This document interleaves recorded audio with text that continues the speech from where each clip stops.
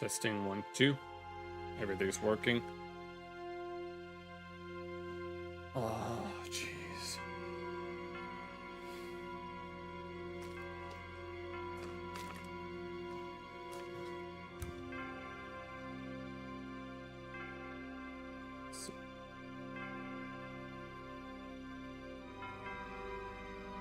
You came first in all races. Nice.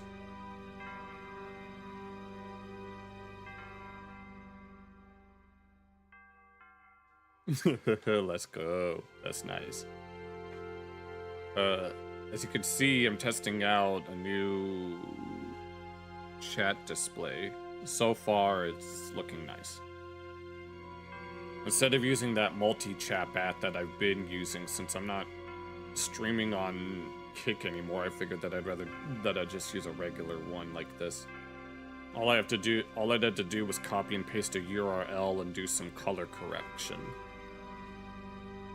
I might have to make it, I can make it bigger or smaller depending on how I'm feeling. So far, as long as it's not too in the way, then it should be fine.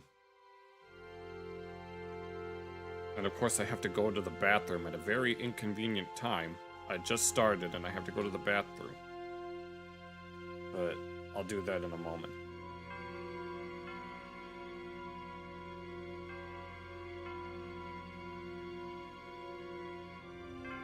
First time that it's happened. Well, there's a first time for everything.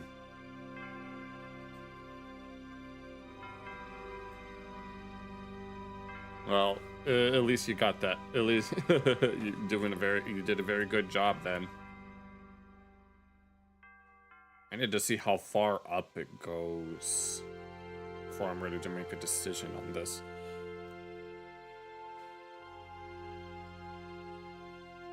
It was a ribbon event, so you won 4 first place ribbons. Nice.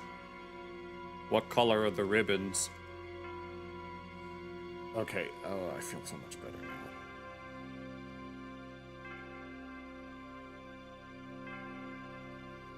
Oh, hey, Jack. There, now we get to see everyone's little profile pictures for once. Yeah, oh yeah, Jack, Brett got first place in all of his races. Red.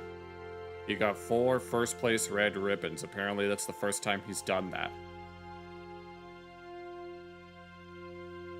Apparently there's a slight delay between when the chat pops up in... Don't forget us little guys when you get famous. We'll see. Don't worry, I won't forget. You can never really forget the OGs, can you? Besides, I couldn't forget you even if I wanted to. Looking to see how this looks on OBS. It looks okay. It's a little big, but when I transition it to the next scene, I could probably make it smaller if I have to. But yeah, congratulations, Brad, on all of your achievements, so to speak.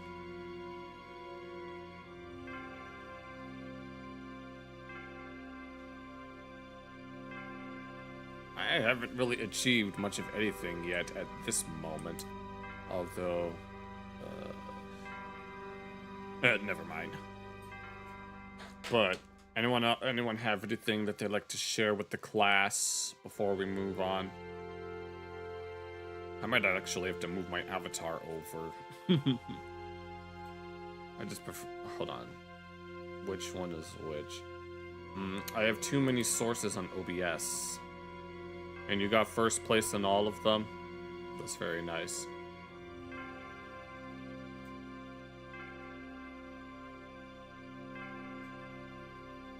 There. May as well do it that way. There, it gives the illusion that I'm looking at chat, like, with my avatar, which I think is very cute. I mean, that's what I've been doing this whole time, but, yeah. Now, how far up will it go? Okay, I see the limit of its...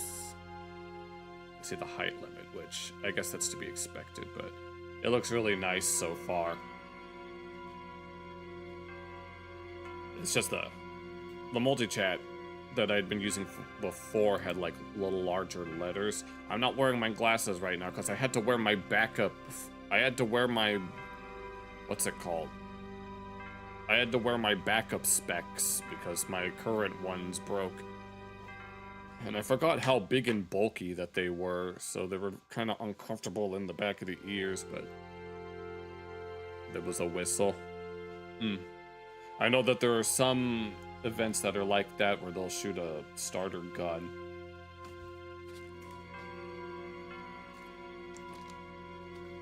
Oh my god. Alright, I've got some waters here and a Gatorade so that I can stay hydrated, because remember to stay hydrated, that's what they always do in speedrunning events. There's always some hourly stretch time or whatever, or at least if they're doing some sort of marathon. But hopefully you're staying hydrated, Brett, for all of your events and stuff. Alright.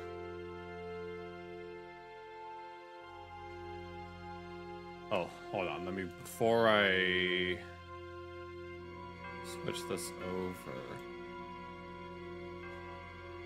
Looks a little, or that's probably me. I was gonna say the chat, the multi-chat, or the new chat overlay here is a little weird, but it's probably my eyes. Now here, I'm gonna have to make it small again, but I'm gonna look for the old one and then reduce it down in size. You're saying yes. Alright, here we go. There, that should look nice. Hopefully the letters don't get, hopefully all the letters here don't conflict with whatever's going on in the background.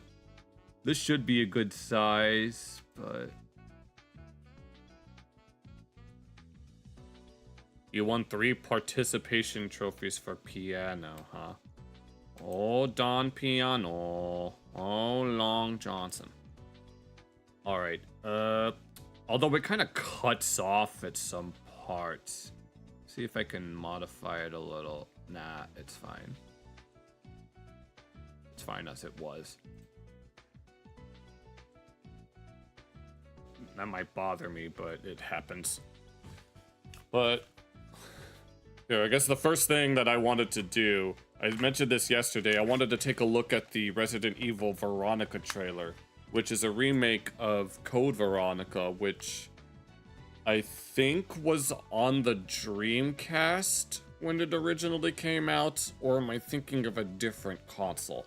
I know it was on an older console. It was back during the OG era of Resident Evil games before 4. But I can't remember if it was Dreamcast that it came out on. I vaguely remember it being there, but I'm not so sure. But I am excited to see this new remake that's coming out soon. No, the new one. I had a lot of fun with Resident Evil Requiem, and I don't mind them doing another remake. So let's go ahead and check it out real quick.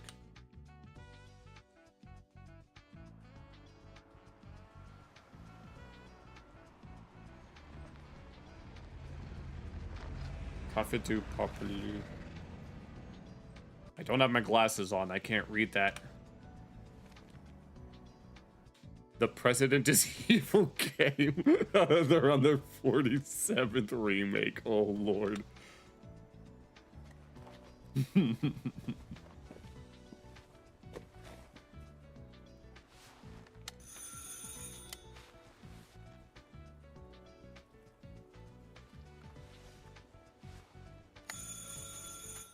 I don't really know what happens in Code Veronica. I never really knew the story of it.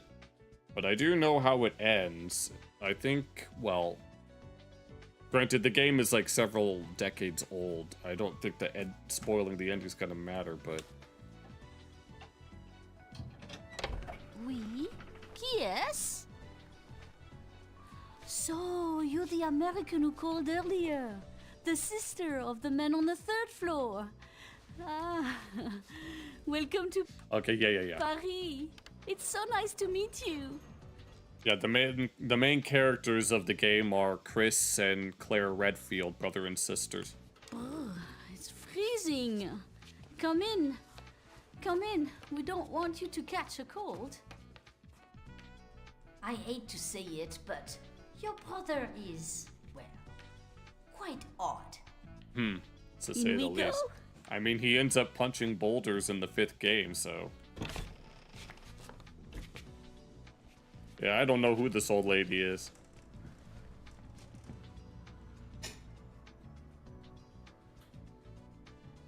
Oh la la. Mais quelle pagaille! He's made such a mess again. Okay, I figured that was all Chris's stuff. Think, I just cleaned it up a week ago. It's like a boulder rolled through here. Huh? Ah, the delightful biscuit. Oh, what? I'm sure he won't notice if we help ourselves. Oh, okay. Oh, I'm so sorry. It must be the maintenance man from this morning. Won't be long. I'll bring some nice coffee to go with the biscuit. Biscuit. At least the game looks nice.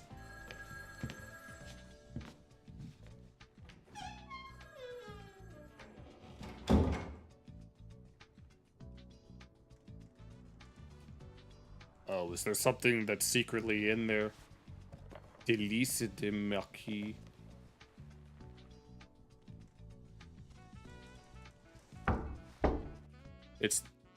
It's the candy that's turning people? I don't think it is. I don't know. What's going on here?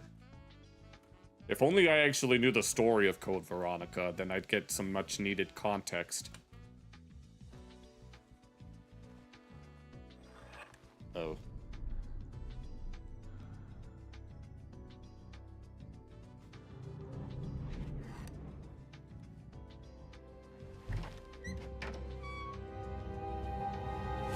Oh.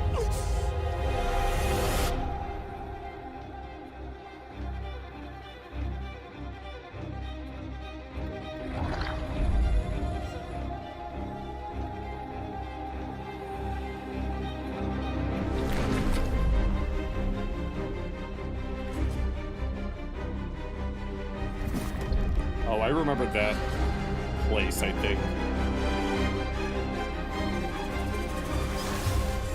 Don't move. Claire There she is. Redfield.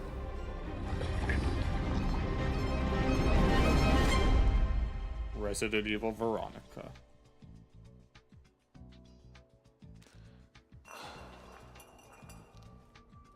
Yeah, Claire's gotta find Chris. That's all I know.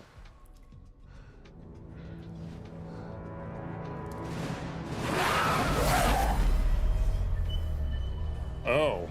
Okay, next year is when it comes out. Okay, I figured. Hold on. Before it auto-plays whatever's next in my playlist. Right? Yeah, it's a remake of 2000's Code Veronica, I figured. All I know is that Claire is trying to find her brother Chris, and I don't actually, but like I said, I don't actually know what happens in this game, in the original game. I do know that at the end of the game, Wesker, it's where Wesker ends up getting all pimped out on his superpowers. Or at the very least, that's when they begin to be showcased. And then, of course, he reaches his peak form in RE5, which is the one where Chris punches the boulder in the volcano, so... yeah, that's that. Okay, then. Now that that's out of the way, the next thing that I wanted to look at is something that I hinted at before, like, I think last night. And that's... So much. No, not yet. And that's this video by Normal Gaze about some far-right star, Michael Knowles, attacking our community. And we can go ahead and just get started so that you'll know exactly which community that they're talking about. Hint, hint. Just take a look at my avatar and you'll see what I mean. Most people view furries as a kind of paraphilia or sexual fetish, fairly or unfairly. 90%. Kind of. of them identify as bisexual, Is it really 90 for percent? pansexual, or other sexual, or gay, or lesbian, or whatever. There's a actual research group in the There's a research group in the fandom. Okay. furry fandom itself. No, I didn't. No, I watched like the first few minutes of this like yesterday, and when I saw it, I was like, oh, we had to look at this. And I didn't even realize that he was wearing a nose ring. See what he's doing here? About the 2-hour-long interview. Oh, so it was 2 hours long. Oh, Lord. Yeah, he's like, oh, but the gays. We've It's the gays. You see, I'm gay, to quote iDubbbz. got to talk about the In gays. fairness, I think We gotta talk about the fidgets. what he's saying is true, that like furry fandoms is very LGBT, but that's because it's very hyper online mentally ill people. The main takeaway is really Yeah, unlike me, who is not hyper online because I have too much of a life to actually pay attention to that kind of stuff. It's not really out there. I know, I'd imagine as such. that the fact that furries are mostly LGBT doesn't tell you anything about LGBT because It just tells you about the people that like walking, talking animals. I mean, look at me. Have you seen how cute I am? 99.9% of LGBT is Are not not furries. Hey guys, welcome back. Yeah. You watched in the what? There wasn't anything that was going on. Yeah, I watched the first few minutes of this video, and they said that there wasn't really anything particularly spiteful or hateful or anything. It was just very broad strokes. But I wanted to see what was. On Insanity. I'm Brad Palumbo here with Clarkson Lawson. What's up, guys? Make sure you join as a member. We're almost at 1,200 normies, so click Well, at least we have someone in chat that can give some the context. link in the comments and join as a member. We reacted to iCrust, and Yeah, kawaii te gomeng. Brad's gonna do my workout this weekend. Ugh, We're I'm gonna not vlog it. excited My about workout's that. really not that hard. His workout is very hard. I should know because I've never seen It's it. just like lifting. So But maybe we'll I'll just adjust I'll the try weights. the weight. No, I did plenty of lifting. Lifting trays full of foodstuffs. that you're at Does that count as lifting? Oh yeah, we first, can do though. that. We can and do then that. I'll do lower weights. Maybe on the machines and not on like the actual bench press because I don't want your neck to break. well, you could just I'll help you. Yeah, that's fine. what's it called? Spot. Yeah, I'll spot you. I doubt it'd be so much I would literally crush my neck, bro. All right, we'll see. We'll see. Okay. Yeah. That's the audacity of this. Anyway, we're gonna talk about the Daily Wire star Michael Knowles. Yeah, because he that's right. He was from the Daily Wire. just grotesquely, inhumanely, in a barbaric fashion, attacked Clarkson's community. Yeah, he did. Oh, Clarkson is freaking livid right now. I mean, look at his face. This is the face of a guy who's had to deal with so much bullshit that he doesn't even need this anymore. I know what this is about, and I know he's trying to pull a fast one on me, and I know that the title of this video Who still says pull a fast one, to quote Sam Puckett from iCarly? is going to be him pulling a fast one because he's the one who writes the titles. And not just that, the thumbnails are gonna have you in a But first. just remember, Joke's on you. They have both. The thumbnails have both of you in a fursuit. Dangling from a bar built into the ceiling. Oh, it's one of those things. Nice. that everything Brad does is projection. It's much like everybody, okay? Everybody is projecting something. Everything I do is injection. I'm the only truthful person on this planet. Okay. And Yeah, sure. Brad is projecting his insecurities onto me to shield himself from his true nature. which is what? To howl in the moonlight like the furry that you are. Oh, yeah. I don't know. Well, my true nature is to put my hands in things where they don't belong, which is what raccoons in the wild do. They're always grabbing things. Well, anyway, I found this funny for multiple reasons. One is that like Michael Knowles has 3 million YouTube subscribers bought to him Oh, yeah, this was mentioned. The video itself only has it's only got like 30,000 views compared to his millions of subscribers. by the Daily Wire most. I mean, that's something that tends to happen a lot when you have a lot of subscribers. You'll have that many, but then your views won't get as many views as they could, either because someone might see your video, might see at least one of your videos and then subscribe, but then never see it again.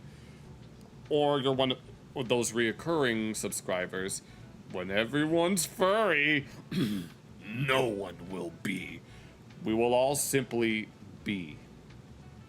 But what usually happens is the opposite, where someone will say, 80% of you are not subscribed, so why don't you hit that button? But now here it seems like the opposite holds true. Primarily, of course.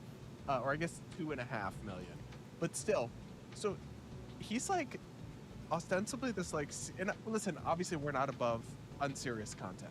Correct. But he presents himself as like this serious Christian intellectual, and he puts out an episode interviewing a furry, and it's stories from a furry. To be chemo is to be free. To be cringe is to be free. Michael and the furry. I mean, I don't deny being cringe, but at the same time, you have to learn how to. You need to learn how to laugh at yourself. And all that. That's when you know politics, like the views are down from politics. Yeah. When you're like Find another minority to attack. It's always that. But what's so funny is that he clickbaited, right? And it didn't really work. After 23 hours, this video has like 30,000 views. Yeah, I don't know how many views it has now, but it's probably not too much higher. On a 2.5 It usually plateaus after a while. million subscriber channel. That's our videos do that almost every video. That's actually insane. All right, well, let's watch. What's going on? We'll watch the clips. Yeah. And the thing is, it was actually not even particularly adversarial. Like Jackal mentioned that there's really not much to it. he's not a rude But that doesn't mean we're going to take a look at what they have to say. person, Michael. Yeah. He's pretty chill. But he's clearly is trying to, use the furry community to undermine like gay people. Well, when your and other- business model is like, okay, we called out problems We went after this group of people. Now it's time for this other group of people. with this minority, and I'm not saying that you shouldn't call out problems with the minorities. They're not above criticism. In fact, But they are above criticism. Otherwise, you're an ist and a phobe. a lot of them. That's what we need do to as be- well. You need to criticize a lot of people equally. But if that's like what people know you as, is like, oh, he attacks these people. It's hard when your views are down to like, you kind of have to, like when people get tired of that one specific group you're talking about. I don't know, you kind of have to find another group. It came off as a little desperate. I've noticed this as well. Like Daily Wire just had Ben Shapiro play Fortnite for a video, and it's like, Oh, I forgot they mentioned that. Ben Shapiro playing Fortnite. It was great seeing some of your friends. Nice. And then, bro, views must be Well, isn't rough. Daily Wire like kind of struggling right now? yeah, the Daily Wire hasn't been the same since Brett Cooper left for suspicious reasons. Let's leave it at that. Yes, but not as much as people think. Oh. I would say. But yes, it's certainly. But all political content is down now. Yeah. Yeah. Like, very significantly. Yeah. My stuff is down. Every YouTuber I talk to's views are down. Mine are coming up. Because you never posted anything. Yeah, mine I haven't checked my metrics because I just don't care. are up 100%. Oh my god. But even Normal Gaze is doing well. But I'm not posting about politics. Yeah, I know. And that's probably why Normal Gaze is also doing fine still. Yeah. Because we only cover very serious things. Yeah, it's very serious things, such as whether or not one of them looks like a dejected bottom. But so, like, again, I'm not above that. But I thought this was Yeah, interesting. our whole podcast is not above that. No, not at all. But I did just find it interesting that he clickbaited so hard and it didn't even work.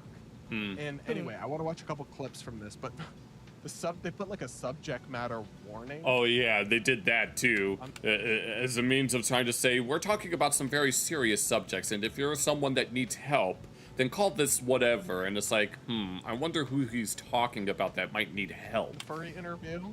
It says, the subject matter, accounts, and descriptions in this video are intended to educate the audience about furries, apparently, and document newsworthy issues of public concern, like FurryCon, including adult themes, harm, drug use, and online subcultures. The information and opinions expressed are contextual and do not endorse, condone, or promote such behavior. I wonder what behaviors that he's talking about. If you or someone you know is struggling, support is available in the U.S. Call or text 988 to reach the and A crisis lifeline. crisis hotline for furries? Because I think the guy talks about some serious mental health stuff. Oh, okay. That part I don't mind so much. Yeah. Obviously, when you talk about very serious concepts, it's responsible to put that in there. But I think Well, knowing me, I'd probably forget to put something in there until it's already too late. funny how he's like, warning, we're talking about online subcultures. Treating that as if it's, Make sure you don't interpret this as an endorsement. It's like, as if everyone thought Michael Knowles was endorsing furry culture. He could have something in common with Brad. Oh no. Not too much. There's gonna be a lot. Actually, I think I don't think there's gonna be enough. more. Nah, I actually don't believe that. I'm just kidding. All right, let's watch some clips. You normies are dirty, and here. Oh, is this an ad? Okay, yeah, let's go ahead and check out the first So when clip. people in the furry world do non-consensual sex crazy. stuff, Wait, what did he just say? Non-consensual what? Who the hell is doing non-consensual whatever the hell in the community? they get zapped. They're out. They're out of the. Yeah. Wait, no, I've never heard of this. This is my first time hearing about it. It just shows how much I know very little. But what about the consensual part? I think most people view furries as a kind of paraphilia or sexual fetish, fairly or unfairly. And then I Googled it a little bit, grokked it. I said, "This is true." I don't, and it, there are some weird stats on it. From what I could see, I don't know how reliable the surveys are. It's quite gay. It's very, very gay. You see, there's this Vocaloid named Oliver, and when he grows up, he's going to be very, very gay because he's a sailor boy, and he's going to be surrounded by sperm whales and seamen. As much as only, I think it's only 10% of self-identified furries identify as straight or heterosexual. And It makes you wonder why there's so much big titty stuff on those types of websites, unless it's lesbians that are drawing it. the rest of them, it's not that they all identify as gay, but they all identify, or 90% of them identify as... I like how we're just out in the... Is this some sort of studio setup? There's no way that they're actually outside with the full moon in this perfect, picturesque, blue-lit night sky. bisexual or pansexual or other sexual or gay or lesbian or whatever. So it is, compared to the general population, overwhelmingly LGBT. Are those stats correct? Yeah. They Those stats are actually from, there's a actual research group in the And then Brad is laughing. furry fandom the itself. nose ring? At Anthrocon, largest anthro. Why do they have to get someone with a nose ring? You know, he should have invited me on there and just gave me some masquerade type mask, and I'll do it that way.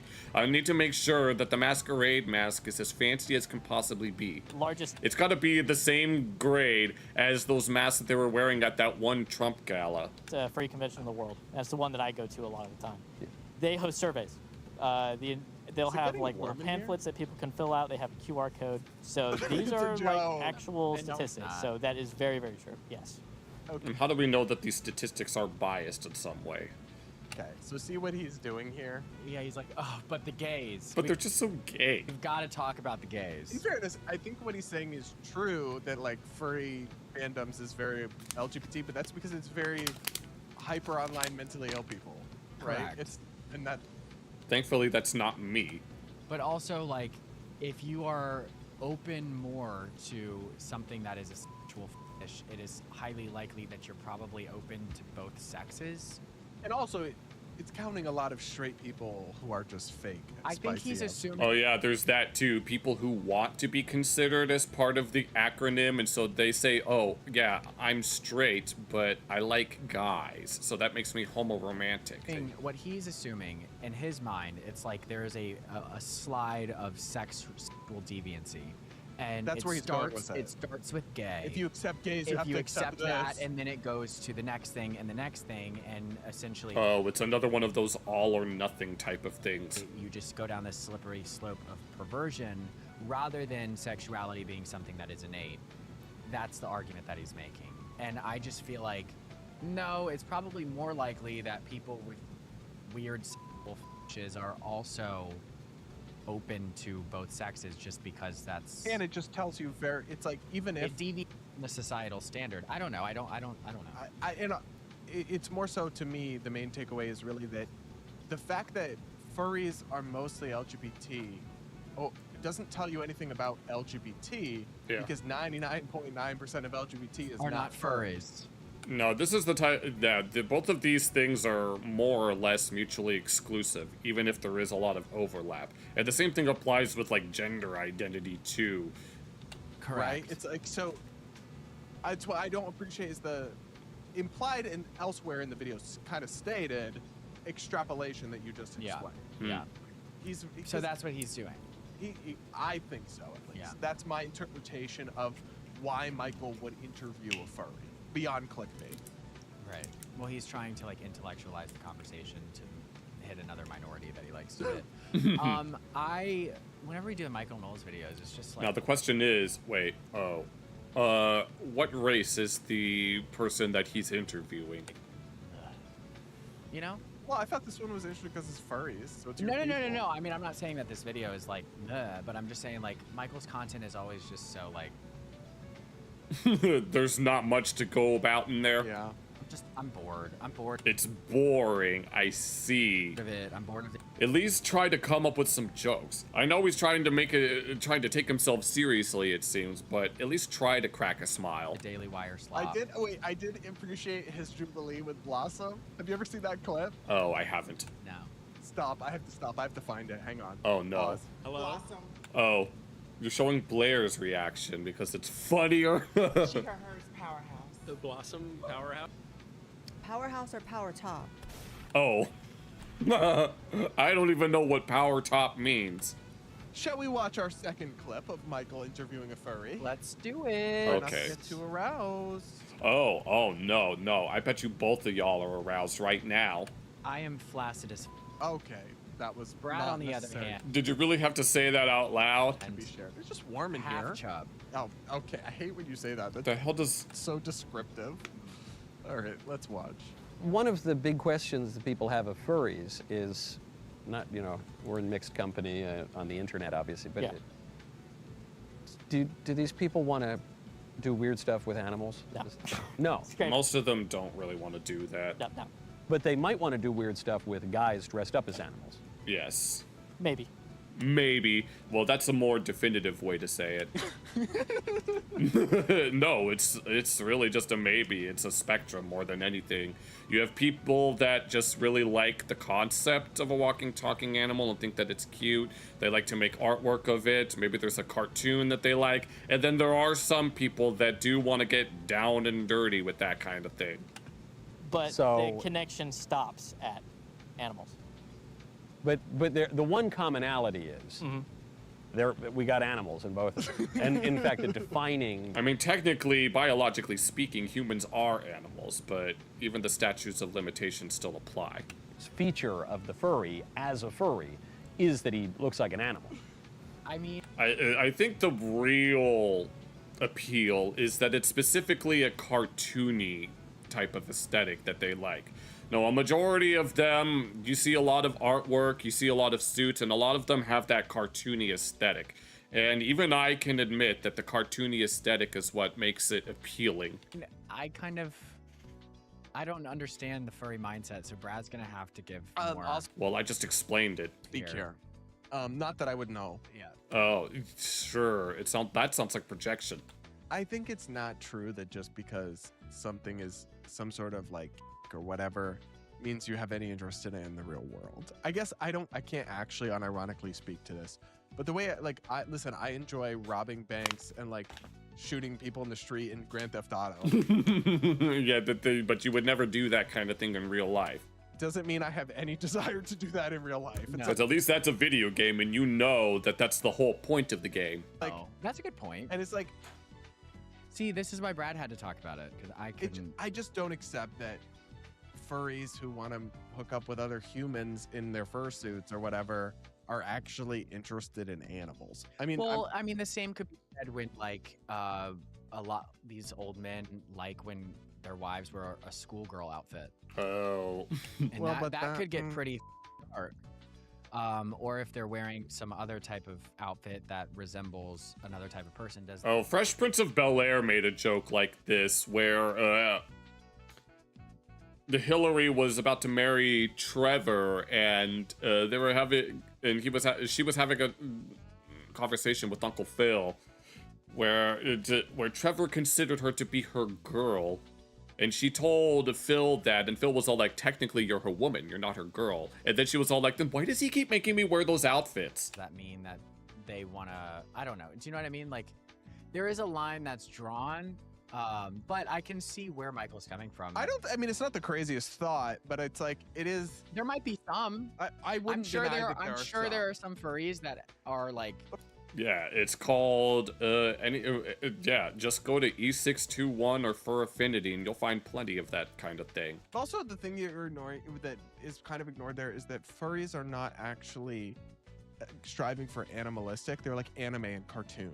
Yes, like that. That's usually what people will go for. Right, is what they go for. Yeah. So it's not even like they're trying to. They're not trying to look like an actual dog. I think that thought actually applies more to the like dog people that we've reacted to. Oh yes, those people that wear those weird leather dog masks and literally act like a dog. No, I don't want that anywhere near me. The ones that like sit and have Yes. collar. Like, Yeah. that I think it's because the furry thing is like almost like anime. Right? Yeah. It's like cartoon. It's not. Yeah, it's more cosplay than anything else. I don't know. But see again how he's trying to go, like, he's just trying to make things sinister. And it's not that I think there's no aspect of the furry thing that's sinister, but I think a lot of these. It's a reach. It's like a this reach. whole. It's a this bit of a whole thing reach. is a reach, and it's just kind of like mind-numbing content. If I'm being honest, I'm just like, okay, like whatever. We got a cool. furry is bad. Furry's bad. Gay people bad. Make some sort of very loose connection, and Yeah. then bam, you've got your content. Good job, Michael. Yeah, that's all they're trying to do. And he doesn't have to like talk about any of the terrible things Trump is doing that he can't defend. No. Just interview a Or- furry. Yeah, it's okay. Rules for me and not for thee. Another one of those things. Or any of the like Trump's spiritual advisors, what they're Oh, doing or like- going Oh, good lord. The whole evangelical Wakanda, as Shuenhead calls it. into jail Ooh. for, Ooh. which is much worse than being gay. But we won't talk about that. Oh, but we'll sit that one out. Just the man that you supported, spiritual advisor. Oh. Anyways, okay. Yeah, okay. We have one more clip of Michael and Okay. furry. Let's watch. My associate producer, Professor Jacob, was going around to try to get a furry to sit down for this interview. He went to a furry convention, Imagine unironically going to a furry convention. I'm just saying. and he said that he saw a big STD screening booth Oh, lord. Yeah, there's that whole thing. All right. right there in the convention hall. Now, Obviously, they're not going to deny that that aspect of the community exists. But to try to hyper-focus on that and to make it seem like that it's all that they ever do, that's just disingenuous. when I go to conventions, the Republican convention, A political convention is not going to be the same as a fandom convention. These are two very different things. They probably which I need don't know, one maybe it there, should have. actually. They do. when I go to, I don't know, a music convention or a cigar convention, there are no STD screening booths. Why do the furries, at least at whatever convention Professor Jacob was at, why do they have an STD booth? Maybe it's a case-by-case basis. Maybe that particular convention is known for a lot of hanky-panky. There Okay, this is are kind of funny. parties that do happen. They're called room parties, Yeah. and they do tend, mind you, tend. I didn't realize that they had to be called room parties. I just expected them to just be called parties. to get sexual. Tend to. Not all of them are, Okay. but some of them do tend. So it's better to be safe than to be sorry. More or less. And the room party Yeah, is just in someone's hotel room at the convention? Yeah. Yes. most of the time. And then there was that one, I think it was called Rainforest, where there was a lot of unseemly things that were going on behind the scenes, such as someone having a loaded baby thing. Or Airbnbs. So Imagine you go to the STD booth, you show up, you're in your furry costume, you go to the STD booth, they draw your blood, they tell you no syphilis, you got a clean bill of health, you say, all right, you pay for your STD test, and then you go, you score the invite to the room party, you go there, Would that even be an invite? and as you say, many but not all. And you say, Many such cases. just my luck, I already got the VD test, and I show up to the furry room party, and I'm at the one that doesn't turn into an orgy. Whole monologue. Could you imagine? I have no idea where this is going. there's a party like that. I'll be I'm pretty sure those types of parties exist even outside the fandom. 100%. The third year that we went to Anthrocon, Yeah. there was a room party, and it wasn't sexual. Good. In Oh Lord, the calm slightest. down. Good. There are a lot of- Good. I'm glad to hear that. there are a lot of parties that are like that. Good. I like that. He really did a All all they have is sex on their mind. They don't even want to talk about the more mundane aspects. 2-hour interview with a furry. This is just this whole interview is kind of embarrassing. Like I'm Yeah, I can tell. getting secondhand embarrassment because it's like, come on. And like, because he's trying to do it as a serious interview. I'm not against interview. Like, it could be kind of funny if we interviewed a furry, but I have.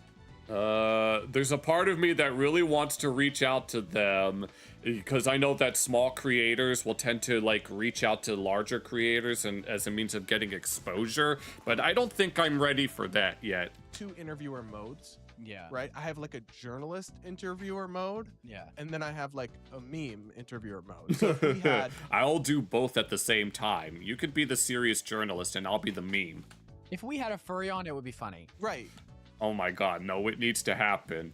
and You can still get the same information out of a furry by not doing it so serious. But he's treating. The only problem is that I'm not actively involved with the community, so it would be very hard to answer certain questions. it like he's interviewing some sort He's of treating serious. it like he's interviewing Vladimir Putin. Yeah, like hell, Vladimir Putin would ever associate himself with the likes of us. Like that's what's happening, and that's why it's so hard to watch. He'd 'cause I'm probably, like, he'd probably be agreeing with Putin yeah, more. probably. Yeah. But the thing is like watching it, I feel like when I'm watching content that is serious, I have a totally different mindset. But like if you're gonna interview a furry, you can't. It's just so unimportant. You can't make it like that because then I'm It's just a nothing burger. It's like I feel weird watching it. I I'm know. Like, why It's do like- I care? It's like if I was interviewing Blossom, it would Hmm. just be super unserious and Correct. fun, and that's how Yeah. I would approach an interview with a furry. Whereas if I was interviewing a candidate or a media figure or Right. someone It would like be a lot more serious. Yeah, I can understand that. yes, Is this really the information that we need? Like, do we really need to know the furries' hotel rooms and that they're getting their and he's like- STDs? No, dude, we don't need to know any of that. I don't know why they keep on bringing it up. I mean, obviously the point is there's an STD convention. There's an STD. There's an STD convention that exists where all the people that have these diseases just come together and get even more diseases. check thing here because some people go to the furry cons as like a thing and to hook up. I know that's not all, but it's a significant portion. Or they go to the furry con things, and I mean, most conventions, everybody's hooking up. Even, and he talks about the Republican Turning Turning Point. Point. Oh my god, no. He needs to visit one of the log cabin Republican conventions, which are supposed to be the all gay ones, according to American Dad. Conventions, okay, the Republican You don't know- conventions. I know maybe not Y'all during want to your act like speed. y'all ain't having room parties where you're sleeping with people while your wives are downstairs in the lobby. Not Michael, but I'm talking about it. When I was in college, I had multiple like Twitter friends who were other college, gay guys, and they were all Republicans and Turning Point people, and they Any would go. convention, No, no, there's you understand. always. They would specifically go to the Turning Point conferences because they knew there'd be other gays there to hook up with. Correct. Yeah, pretty much. I mean, where do you think the YMCA song came from? They have And the straight and imagine unsupervised what the straight hotels. men are doing, Yeah, they're probably swinging with each other's wives. because it's just as bad. Any convention of any kind, sex is involved. I mean, it's a gathering. No people matter in what it is, hotel. if it's a work convention, there's Now, I'm guessing that also applies to an anime convention where people are doing it with the cosplay outfits on, which honestly wouldn't surprise me in the slightest.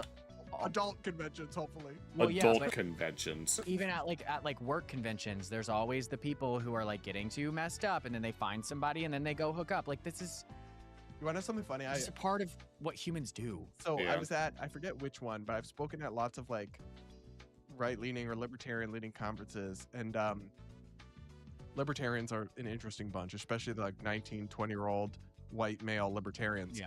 And so I'm there at the hotel restaurant for dinner with a couple of the other speakers, and we see over at the bar these like, because there were multiple conventions in the same convention center, and it Oh yeah, that happened when I was at the Yu-Gi-Oh tournament. There was a furry convention, and then there was some other convention that was going on that you might think are diametrically. To have all three of these happen at the same time was one of the most surreal things that I had ever witnessed. one of the other convention centers was one of those like housewife MLMs. Hmm. Uh-huh. And so they were selling perfumes or whatever it is.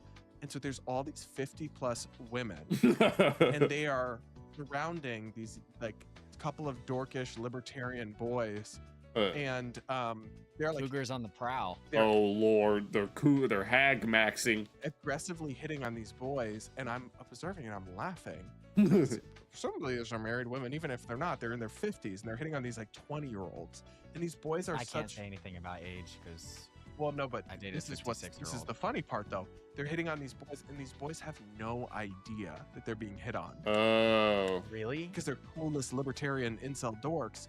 I see. So these women are like, "You want to come up to our hotel room for some wine?" And they're like, "No, we were gonna keep talking about Rothbard, actually. I don't even know what Rothbard is.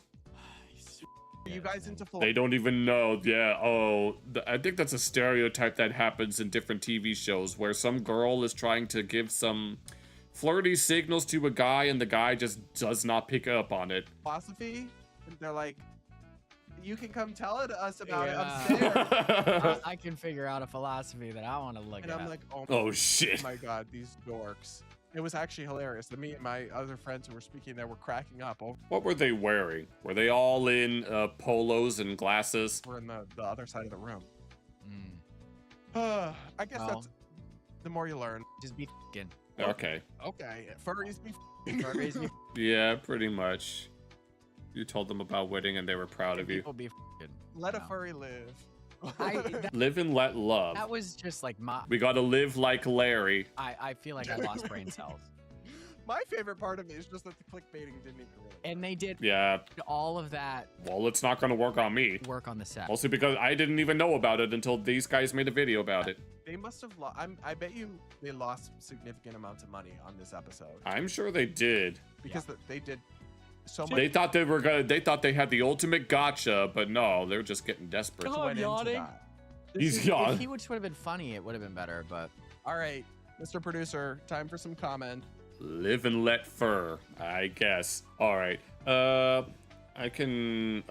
We don't have to look at the rest of this. They're just gonna look at various comments, but well, it's it's just typical Daily Wire type things. I've never cared much for any of those type. They all of these right-wing news outlets, they all suspiciously tend to have the word daily in them. Daily Wire, Daily Mail, Daily Beast, and then there's various others that all suspiciously happen to have daily in their name, but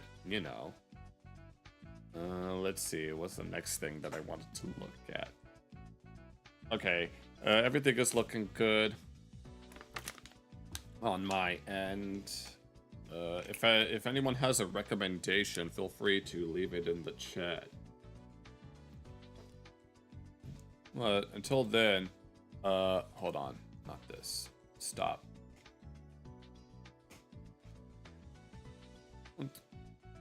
The Daily Biscoon Plus, yes, the Plus Max. You see, for just $5 a month, you get daily slop content just for signing up, and then there's also the Double Plus, where you get even more slop content, and then there's Plus Max Omega rewards program that has all of the things that you could ever want, plus some daily internet cookies.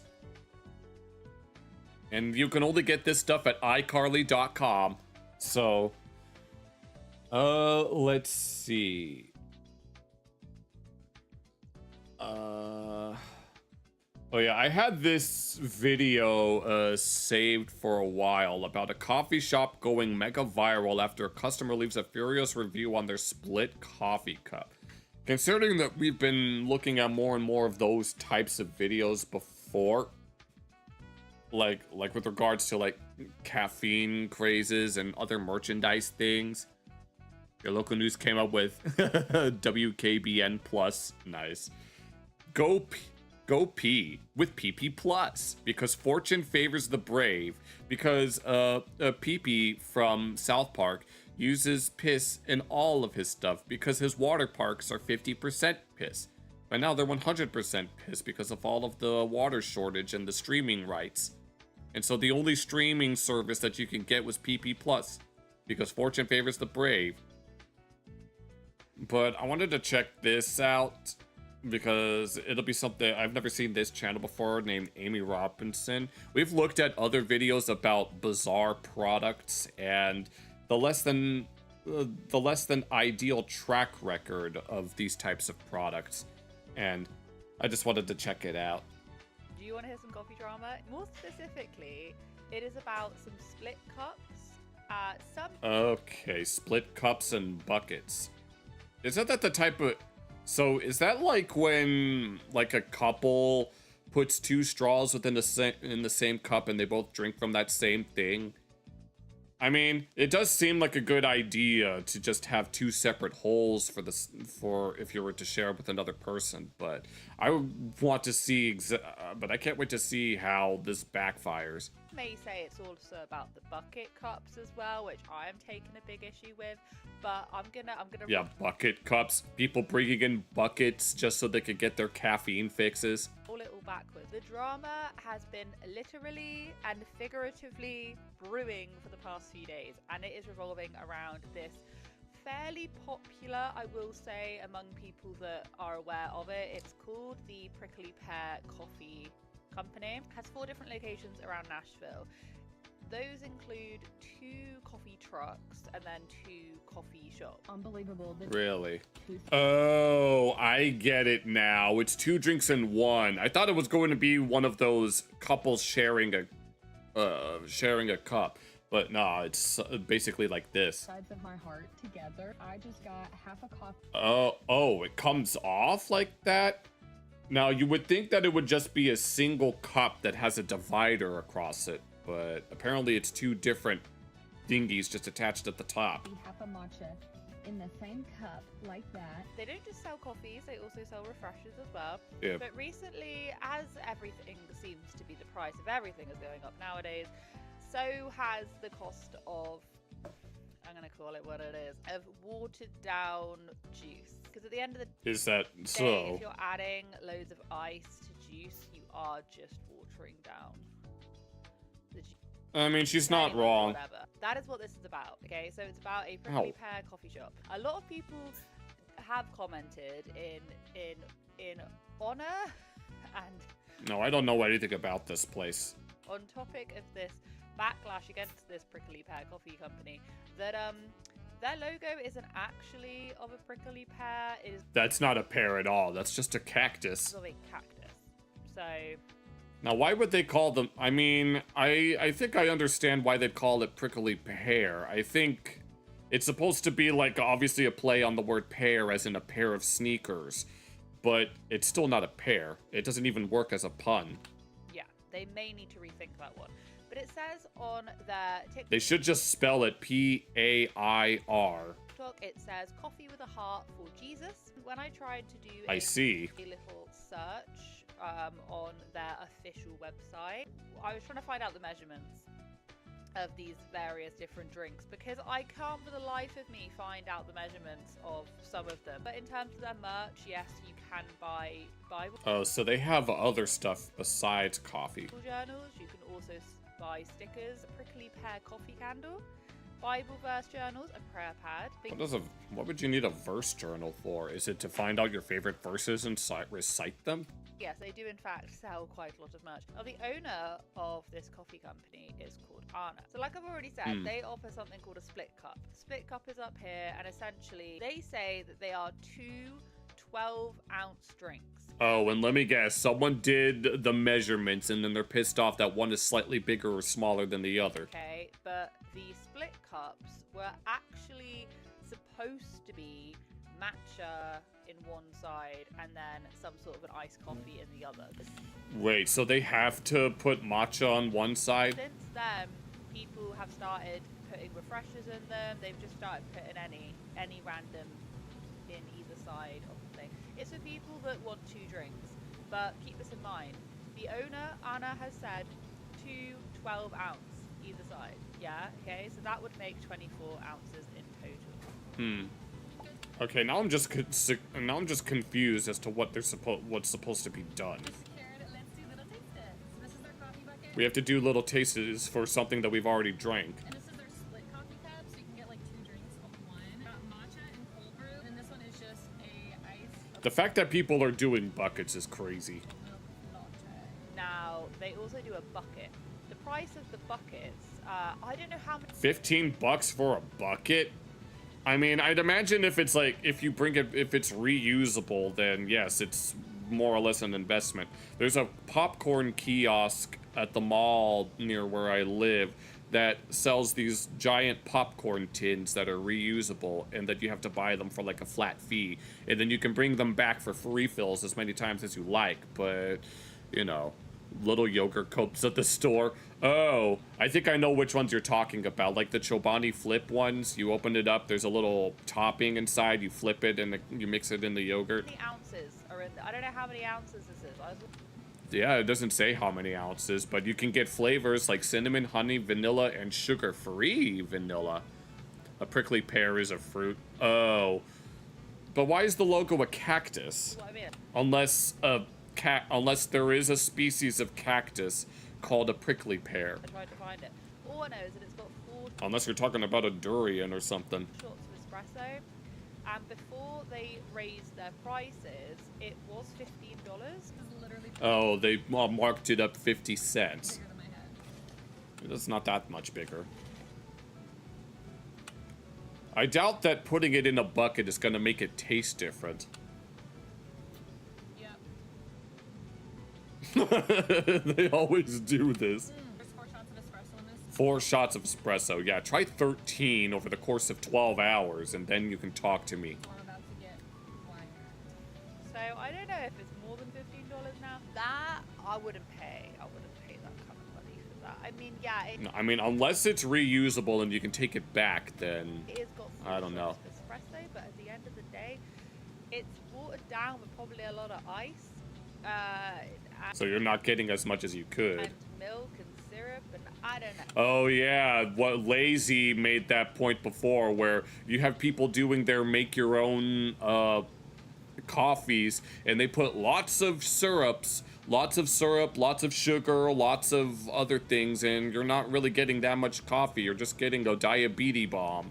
I don't think it's worth it. Also, I think I just get a headache, but whatever. People Yeah. really like them. Ironically, at the beginning of this month, she comes on and she says that they have had to raise their prices because she's noticed it. Businesses have started closing down. The cost of production, produce, it's really expensive. Right? Yeah. A lot of people have had to tighten their purse strings. I get it, especially businesses. I hate making this video so much because there has been so much hate on the internet recently about the pricing of coffee at small coffee shops. The last thing I want to do is be one of them, but I was running some numbers this week and realizing that we are operating in certain areas of the business. We're operating at a loss because we're charging way under market. Certain things, our cost of goods sold, we're not charging enough to make up for what we're paying. And I mean, you could give your employees a pay cut, but that would look very, very bad on your part. today's economy, and especially in Nashville, if we want to keep our doors open,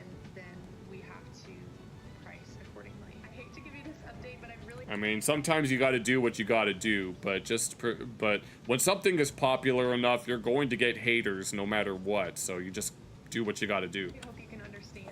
I could make this a 5-minute video. All that to say, you'll see new pricing in effect starting today in the shops to accurately reflect what's going on. How dare she raise prices? Another evil capitalist. It's once again. Cost of goods, and these will be reflected on our new menu, which is coming out in a few weeks here, but it will go into effect today. So they already went from, arguably charging quite a lot for their coffee and for their drinks and whatever, to now charging even more. I mean, I know that happens with local small businesses that aren't corporatized. They get fresher ingredients, which are naturally more expensive. But even then, you have to be careful with how you do things. Granted, I'm not a businessman or an economist. My mom knows business, so she probably has better knowledge of this. But To find a little screenshot of the menu, which what exactly are they selling? I do not have my glasses on. Latte, Americano, mocha, pour over, cold brew, chamomile tea, hot tea, matcha, thorny cinnamon shaken espresso, and some various miscellaneous specialty things. Tell us a lot about the split cup. Corporate fast food you work at raise their prices every month. Oh, Lord of mercy. But whatever. But they say for a latte, $6. For a matcha, $6.50. I don't know how big their cup sizes are. So yeah, that doesn't even take into account the sizes. so all this drama has since happened, but people How much are the prices even being raised? are still commenting on that video where she came out and said that they were upping the prices. Someone said, "You are selling a single espresso shot for $4.63. That's extremely high. Your base latte is $7.21. That's crazy." Well, I don't know how that compares to Starbucks. I don't really pay attention to that kind of thing. We just looked at the menu that the base rate for the lattes was originally $6, and they're saying that it's been raised to $7.21. So that is actually quite a big jump. That's like $1.21 more. Someone else said, "Be so for real. Our little local coffee shop charges $5 for specialty lattes. $4.50 for a single shot of espresso is highway robbery." Anna does come out in later videos and says that she's not actually making a profit off of any of this. I see. I also make nothing from owning Prickly. I don't take a salary. I am just paid as able based on how the months go. So it is not like there is, it's 50% markup going straight to my pocket. No, it is truly just to keep the lights on, to keep their employees paid. Yeah, some people, they just have no choice. Is that possible? I don't know. How many other employees does she have? And how much of how much of that is even the truth? Went to a 7th Brew just as a drive-through coffee place. Around $5? I've never ran a coffee shop. I've never Honestly, you'd be better off just getting a water for free. owned numerous coffee shops. Or even just a soda that happens to have caffeine in it for, like, I don't know how much a medium soda goes for at your average restaurant. I just know that they usually come with meals, and they're usually like $1 or $2. She's had other money costs that she needs to look at, though. Now, if you have to... Yeah, I don't know what it's like running a business and all of that. You gotta, like, pay for ingredients, you have to pay employees, utilities, equipment, and all of that. I remember my marching band... My high school marching band teacher would always say to us that you need to spend money in order to make money. That's what she says, okay? So, Lunches from what Subway. exactly is the beef? What is the big problem with this? Well, I'm so glad that you asked. So there was this creator called Katie Wood. Katie Wood comes out and she says that she And they don't even have caffeine. has Prickly Pear is ripping you off. Oh, so she's now comparing it to Starbucks. wanted to try the Prickly Pear Coffee Company. She wanted to try the refresher, the split cup. As a split cup coffee cup. So essentially if you want 2 drinks and they don't go together, you can get them split. Like you get one of each drink. I'm going to do that right now because they have refreshers and I want to try 2 flavors. It is $12 because it's like 2 full drinks, but I don't know. I wouldn't say that's 2 full drinks. I'm going to test that out. I'm going to actually pour them into like regular cups and see how much it is. But strawberry ice. Because that just looks like a regular, like, medium-sized cup. I don't know if you'd want to mark that up. You need to put lemonade in them. Dragon fruit. I don't think I've ever tasted dragon fruit before. And where was it, England or Ireland, that ruled Subway's bread? Too much sugar? Oh, Jackal, I remember what you're talking about. I know what you're talking about. I remember watching a video about that, and I was like, really? And I know that there were some allegations against the tuna being too fatty or something like that. When she got there, she asked the lady, she said, okay, so is this meant to be 2 full cups? And the lady behind the counter said, yeah. The split cup is 2 full-size cups. There's no way that they would charge you that much. I mean, here, I guess she's doing the experiment right here. She just ring it up and it's like $12 and some change. And I go, wait, is that for 1 drink? And she's like, yeah, because it's 2 drinks. And I was like, oh. No, there's no way that can be considered 2 drinks. It's literally half a cup of one thing and half a cup of another. It's 2 full drinks. And she was like, yeah. I was like, okay, I'll try it. It's like, I'm making a video anyway. I was like, Now the question is, which location is this happening? I wonder if all locations are consistent. She said that there was 2 like actual stores and then there was 2 trucks. Whatever, I'll try it. 2 full-size cups, yeah? $12. I mean, that is insanity. No, that's ridiculous, No, honestly. no way. I would not When you really think about it, $12 for juice-flavored ice. When? you can buy a whole meal at a fast food place for $12 with the drink included. She got back home, she decided to do a little science project for us all. I'm gonna put it in a venti Starbucks cup because this is what I usually get, like Yeah. refreshers. Yeah, venti is the largest that you can get at This Starbucks. cup is $6. If I get a venti refresher, it's usually about $6 and some odd change, right? This was $12. This is not full all the way with water. Yeah, okay, guys, she said this was like $6. There's no ice in this. They put ice in it when they give you a refresher. Venti Starbucks cup, $6 and some change when I get a refresher. Look at this. That's barely... How much is that? That's not even... I bet because of the way that it's shaped, it's like a... It's got a conical shape. That's barely even 2/3. You're getting... Add ice to that. That's just as much as you get in a split cup thing for half of the price. I mean, That's crazy. No. When someone does the deep dive and you know... never going to prickly pear again. I'm so irritated about it. This doesn't matter. Like, this is, there's people dying. I understand. I'm just saying.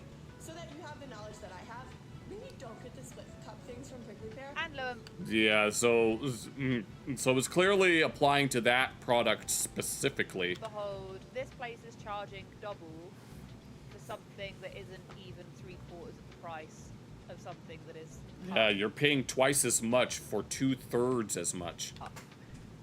Such a bad way of explaining it, but I hope you get what I mean. And Yeah, I'm trying to figure out I'm trying to do the math in my head. I'm not really that great at mental math. I need like pen and paper if you're gonna have me do long division. you're thinking that it's ending there, you'd be wrong because. Oh no, it's $10 because we have to make 2 separate drinks. I mean, I understand that.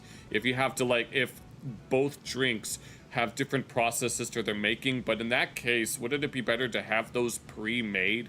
Anna then actually responds, actually makes a comment on Katie's page. People are already amped up. I think people have just, to be honest with you, I think the majority of people have just well and truly had enough of being screwed over by companies. And even though this is a small company, if we talk about in comparison to like Starbucks, okay, this is like a tiny, it's like a diddly dot, okay? Not even No, this actually reminds me of this one instance at a place that I used to work at where we raised the prices of our products by like, what, 50 cents or so? So much so that we had to, like, whenever they would pull up at the restaurant or the drive-thru, we had to put out statements saying, yes, we know that we raised the prices of everything, but we're still trying to provide you full, high-quality meals and stuff. And then one of the managers that was on duty pointed it out and said how stupid that it was because they're trying to squeeze every last cent that they can out of the customers. a dot. I think people. I don't even know how I don't even know how much it is now. I haven't been there in a long time. And their frustration towards big companies doing it because I think people want to see themselves almost reflected in smaller businesses because you know you see the owner, you see the faces of the small business, and you. No, that's the thing. A lot of people want to support small businesses because they're a lot more. Because you know, when it comes to like major fast food corporations, we all know the stereotypes associated with them. So it would seem like a slap on the face in this case. It's way more personable, isn't Yes. it? Yeah, you feel like you're relating to them. It's not like going into a Starbucks where like You view them as this sort of everyman. it's just a massive corporation. Okay, I think people take it more to heart in this case when they feel like they're being ripped off. And people really did feel like they were being ripped off. That very much. That's unfortunate. Anna comes on to Katie's video. By the way, she blocked her straight after. When you have to block someone because they point out some of your bullshit, then you know that's not a very good sign. That's not a very good look. This is what she had to say. They blocked me because I posted a video that was like, hey, I really like this drink. It's a good drink actually, but it's $12. Yeah, that's the price. She wasn't even criticizing the product. She was criticizing the price, just using actual logic. It's insane. And I posted my video being like, hey, this is insane because I'm getting about 16 to 20 ounces of liquid for $12 and it has no caffeine in it. And Yeah, and I wonder who posted this on their official account. You don't have to make it. It's a pre-made mixture that they just pour into the cup and add either water or lemonade. Right, yeah. That was the point that I made. You would think that they would pre-make it. There's no way that you'd have to... There's no way that opening a little container, pouring some of it in, and then opening a completely different one and pouring more in, I highly doubt that that's worth the extra $5. Printed this response, and I said, it's $10. No, it's not, babe. No. It's not $10. It was 12 plus. If it was 12, you likely added different milk, extra shot, etc. Hey, did you watch the video? Oh, Lord. Ordinary picture. That's not coffee. Talking about, there were people that commented, and they were like, if you went to Starbucks and you got 2 grandes, you would get, it would be $12 too. And to that, I want to say something so true, bestie. If I went to Starbucks and I got their grande, which is... The grande is the the middle size. 16 ounces, I would pay about $12 for 2 of them. Prickly Pear's drinks are, they say in their own comments, 12 ounces, so I'm already getting less liquid. And the 2 16-ounce drinks I would get from Starbucks, they would have caffeine in them. Anyway, after they blocked me, then everybody went to their videos and they were commenting on them, and they were like, this is an insane way to handle a response to a video that said your drink was good, but it's just a little bit overpriced. Yeah, that's how you know you done fucked up. Buying 2 sliders and being told it costs more because they have to make 2 sandwiches. Yeah, it's about the size. It's not about the product. Blocking her is insane. Also, you could have just been like, oh my god, we're so sorry that our employee misspoke. Like, whatever, we'd love to have you back to make this right. No, but they didn't. They just put out a statement that wasn't even true, that was blatantly false, and then they decided to block her. And I might have even deleted my video. And then they unblocked me. Oh, I guess they got a lot of backlash, and so they caved in. Because everybody was in their comment section. They have yet to really say anything to me. So first and foremost, yes, she is doubling down and saying that this drink was $10 and not 12. I don't understand why Katie would be lying about this. Yeah, and then she also goes on. You did the cost price. It did cost more for the meat through the slider than just a regular sandwich. Yeah, no, if you have 2 small... It depends on the size of the sliders in comparison to the sandwich itself. Like, if it's like 2/3 the size of the sandwich, then getting 2 sliders would, in theory, cost more than the regular thing. But what's going on here is, like, it's... you know what I mean. It's hard to put it into words. Starts going on about, oh, what different milk did you have? Did you add a syrup? Did you add this and that? Did you add extras? A speciality latte? Whatever. I think she was in such a panic that she didn't actually watch the video. Because if she watched the video... It sounds like, it sounds like the type of people that attack slop tubers. She would have found out that Katie was talking about refreshers, and it came across extremely defensive. What doesn't really help... Oh yeah, the refreshers don't really have those kinds of things. It's not quite a coffee. She then blocked Katie straight after. Do I think this comment could have been worded a lot better? Yeah, I honestly... She could have said that, yes, we're aware that it was $12. I think it could have just ended with Anna going, I am so sorry for that mistake. It's not even supposed to be $12. We will refund you. We will give you, money off your next drink. We are so sorry. Perhaps... Yeah, that's what you would think. I'm sure other companies would have done that too, especially big corpos. They would say, we're very sorry that you weren't pleased with your thing. We'll give you this one thing and hope that you continue your patronage. But no, these guys decided, lol, nope, we're too good for you. Perhaps there was a miscommunication with the person who was serving Katie, perhaps, because... Maybe they were having a bad day. It's not much of an excuse, but it could happen. As Anna has 4 different locations, 2 shops and 2 trucks of what I'm aware. Yeah. She can't be in all those different places at once. Perhaps the person served her wrong. Perhaps they were new, shit happens like that. But the way that she responded, she didn't actually properly watch the video. I think she panicked. Someone said, it's just juice. You got blocked for juice. Blocked for juice. Said, the owner did make a post that she's been going through personal hurts, and then reading all the hate comments was too much for her emotionally. She's got 4 different locations. She's working very hard. I think everyone needs to give her a little breather. She's no longer doing the TikTok social media to give herself a break, and she unblocked this girl. So as someone is pointing out, she did in fact come on, and she, to be honest, she was deflecting. She was deflecting, and she was saying, you know, it's been a really challenging week or month or whatever. That's like your average apology video, honestly, where a YouTuber or a content creator gets into some bullshit, and then like several days later they come up with the apology saying like, you see, I was in a very dark place during this time. I didn't really mean to do all of that unseemly stuff to these people, and I'm just so sorry. And then buy my merch. Yeah. The 2.5 of a drink will make a great. Buy half a sandwich and a soup at those Panera Bread types of places. Oh yeah, speaking of which, all of the breads are now frozen. We no longer get them from, we are no longer using fresh dough anymore, except I can tell you guys that because I don't work there anymore.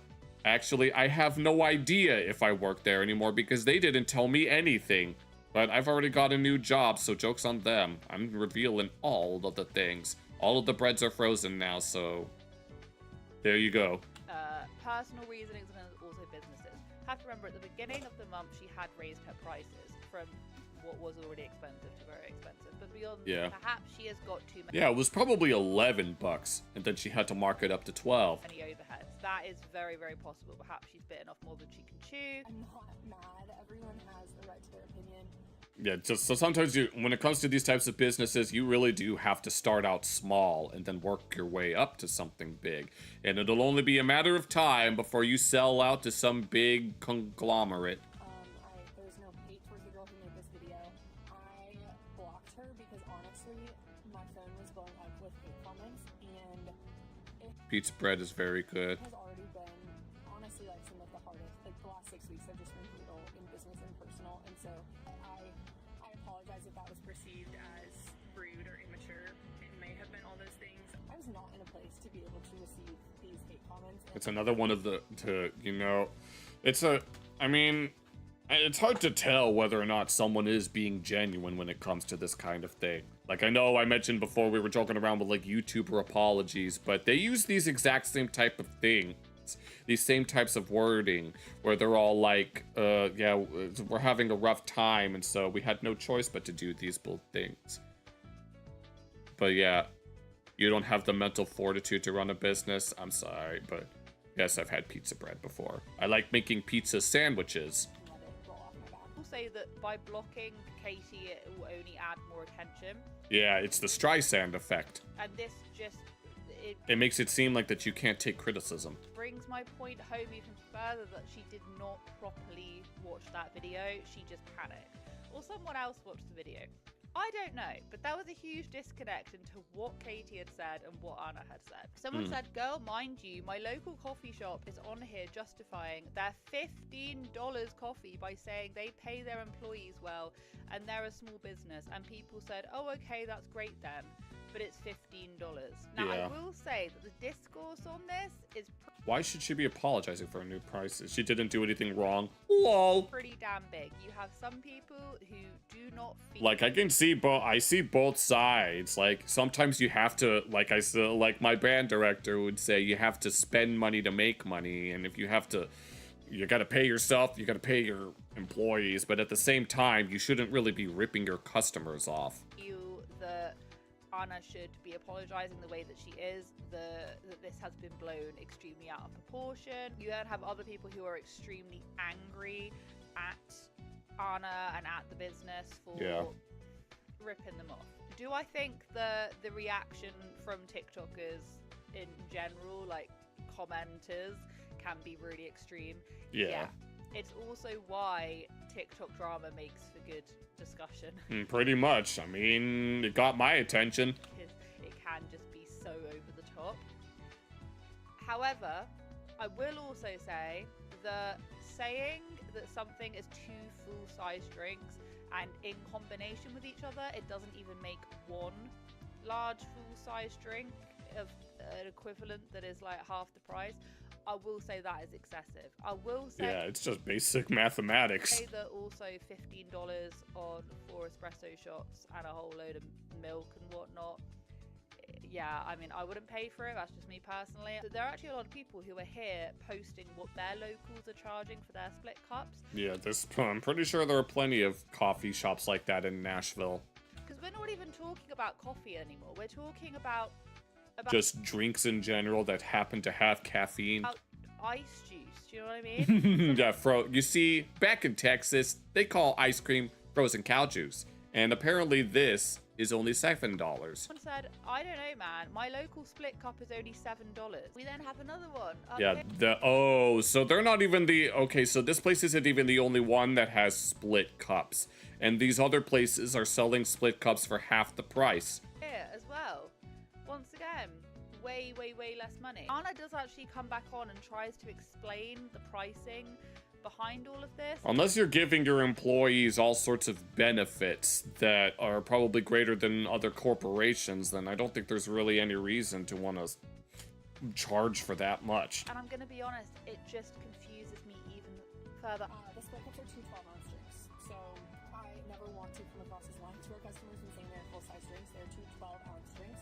In total, that is 24 ounces of whatever drink you choose. Are those cups 24 ounces? They were designed to be half matcha, half coffee. That's how we post about them. That's how we advertise them.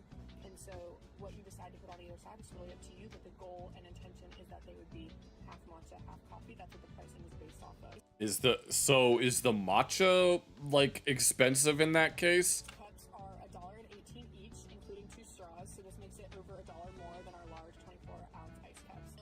Range anywhere from 35 cents to 70 cents, 77 cents depending on the milk choice, and because our syrups are house-made, it can be anywhere from 10 cents to 82 cents depending on what you're adding. If matcha is on the other side, it is 43 cents for the matcha in that split. I should be writing these down and doing the calculations myself.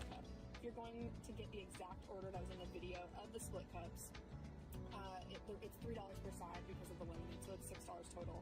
It's not as good as a deal if you are doing refreshers rather than doing the coffee and the matcha. The profit margin for half coffee, half matcha is 40%. For the order in the video, it's 50%. Let's say for an individual drink, 60 is below benchmark. You'd want to investigate why the item is underperforming. Which is still below average. That profit margin goes towards paying employees and keeping the lights on. I also make nothing from owning Prickly. I don't take a salary. I mean, she did just mention a moment ago that it does technically come up to $6, but they're still charging 10 to 12. She says that the whole intention behind the split cups is for it to be half matcha and then half something else, and that is not everyone is going to want half matcha. What the price is set at. But actually, it's not really, because matcha is, by default, she says the matcha is more expensive. You can see it's more expensive up here. And that... Yeah, it is. This was before they even, raised the prices. She's already saying that the prices are going to be different, but that is what she's basing it all over. And so even if you get something, even if you don't get matcha, you're basically being charged for matcha without even ordering it. I'm just thinking, if your intention was to do half matcha, half iced caramel latte or what was going on, then you should have sold it that way exclusively instead of giving the customers the option. Then just stick with that. Stop saying that you can then add a refresher and add this and add that, because that could be, I mean, obviously it's not false advertising because they said that you don't have to get matcha, but if you're being charged with the expectation that you're going to get matcha, even if you don't get that, then I don't know what the statute to limitations on something like this. Your course in culinary says the higher the profit margin, the worse it is because it implies you aren't selling good enough to be able to be efficient. I see. So you'd only want it up 30%, and she said that she's raising it upwards of 60%, which, from what Jackal's explained in the chat, apparently that's not a very good thing. Honestly, paying $12 for 2 not even full-size drinks is... Oh, I think I think there might be some sort of psychological aspect. Raising the prices could be seen as an illusion of high demand, and so it would make people want to buy it if it seems like some sort of high-end whatever, when really, obviously, now that the price has been exposed, obviously it's not going to work out that much. And then obviously, like, once again, I'm not an economist, so don't quote me on anything I say. Daylight robbery, and that is going to annoy people. I will try and give her a little bit of grace here in the sense that she does seem overtly stressed. And she does seem like this kind of stuff has been weighing on her. Yeah, trust me, I know how it feels to be in over your head when it comes to this kind of thing. It's always start out slow. But even in her final, like, kind of apology, after she has apologized to Casey, she has issued her a refund, the whole 9 yards, yeah, she's still coming on and she's still being like, you know, I'm really disappointed in you guys, i.e. like, you know, everyone. Oh, Lord. Because everyone is living for the drama, and I thought it would be better because we're a women-owned business, women-ran business, and women support women. It's usually on soft drinks since the syrup is bought in bulk, right? We have reached out to Katie and apologized and refunded her drinks, and she acknowledged that and said thank you for that. I did not respond well. I got defensive, and I completely own that. We've taken those suggestions, just as far as advertising goes, and writing in the description like, hey, this is priced for a coffee and a matcha, and our team, as people are ordering, or Well, at least they're trying to make amends. we'll probably recommend that to you as well if this is priced for that. It really is just so sad to see people capitalizing on that and capitalizing on hurting a small business, on directly coming after me for my mental health. You don't need to bring up your mental health. That just makes it sound like that's just unnecessary. That just sounds like an unnecessary victim complex. You know, as a woman-owned business, I would expect that we would encourage each other. And I'll say it once, say it again, just because. Well, that's the thing. Don't use your mental health as an excuse to do those kinds of things. It's just not a good look, and all it does is further the stigmas. Because I'm a woman, a lot of the people commenting are women, doesn't mean to say that you should instinctively go yes and champion whatever other women are doing.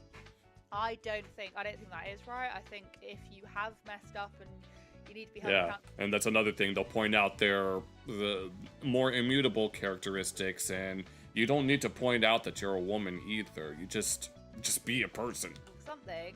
I think it's more helpful to be like, actually, I don't know if that's the best way to go about it. Will TikTok do that gracefully? No, it's TikTok. TikTok will bombard you and be like, you suck, da-da-da. They'll do it Yeah. extremely. I'm not saying everyone, by the way, and I can understand why people would be annoyed, but if... Yeah, your mental health is suffering. I have to give Jack monies so that... because apparently he wants me to pay for his Adderall. this kind of stuff comes to TikTok, it's gonna blow up in a way that it's probably not gonna be very nice for your business. That's just the way it is. It's like if you've got, you know, it's like any of my friends, any of my good friends, you know, I would want them to tell me if something I'm doing or something I've done wrong. I'd want them to be like, actually, Amy, I don't think you should be doing that. Because women are supposed to, you know, uplift, support each other, but they're also supposed to hold each other accountable. Otherwise, what are we doing? Women can't be right all the bloody time. Like this. But you can't say that. That sounds like a lot of internalized misogyny. That's just not possible. That's not human nature. So no, if you are overly charging for, It's not just crack. You see, my mother used crack. She used crack. She left me in the dumpster, and you should get Riley a movie theater. watered down juice. No, people should say something, because you may be struggling as a business, but a lot of people are struggling just as their own entities. I posted a video on this actually recently about how hard it was for me to raise prices, but that we had to if we wanted to keep the doors open. Yeah. I mean, it's not ideal, but you could shut down one of the locations and have it be turned into something else. I don't know how far apart these locations are. If one's like across town, I don't really know how big Nashville is, so I can't really comment on that. Or you could sell one of the trucks if it's really that important. It sucks. It just does. I understand not wanting to spend that much money. I do. And with all due respect, you don't have to spend that money. I get it. You know, we have to pick and choose where we spend our money. I totally get it. I don't really have much to say because I don't think what I say is going to be liked regardless. And so what I will say is it's just sad to see the way we're tearing each other down. I'm glad that there has been some sort of finishing touch to this. Maybe they need to go away and evaluate.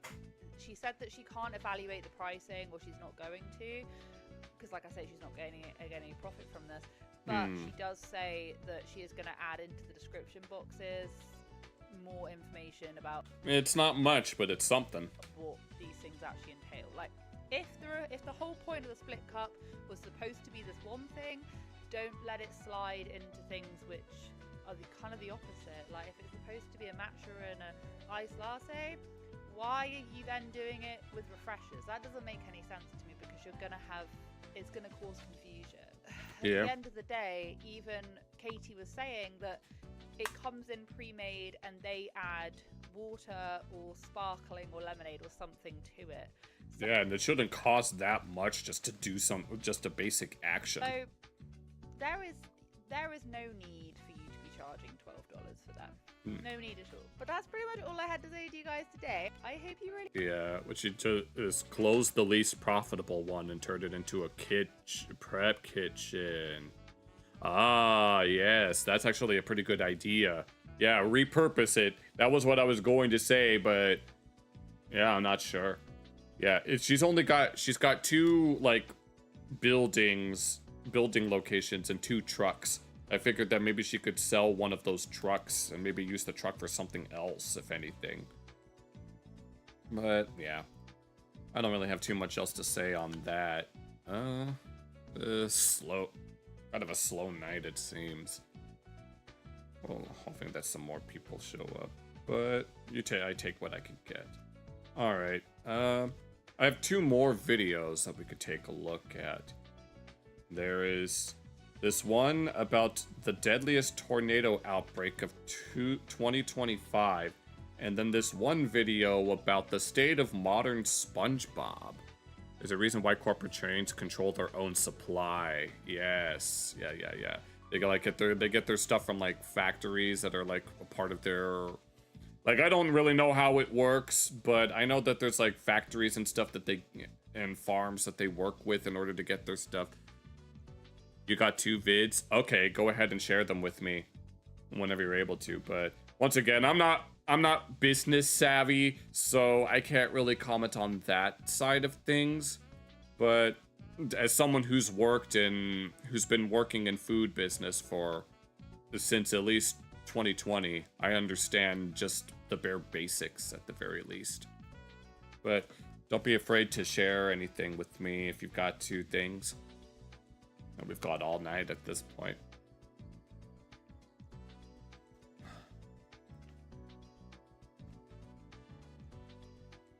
Oh my god. Give me one moment.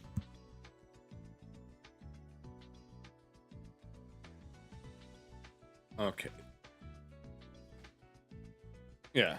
While we're doing that, while we're waiting for Jack to share whatever it is that he's got to share, let's go ahead and do some more recommendation scrolling. Oh. Muibridge Zoopraxiscope. Okay. Here, let me do it on this tab.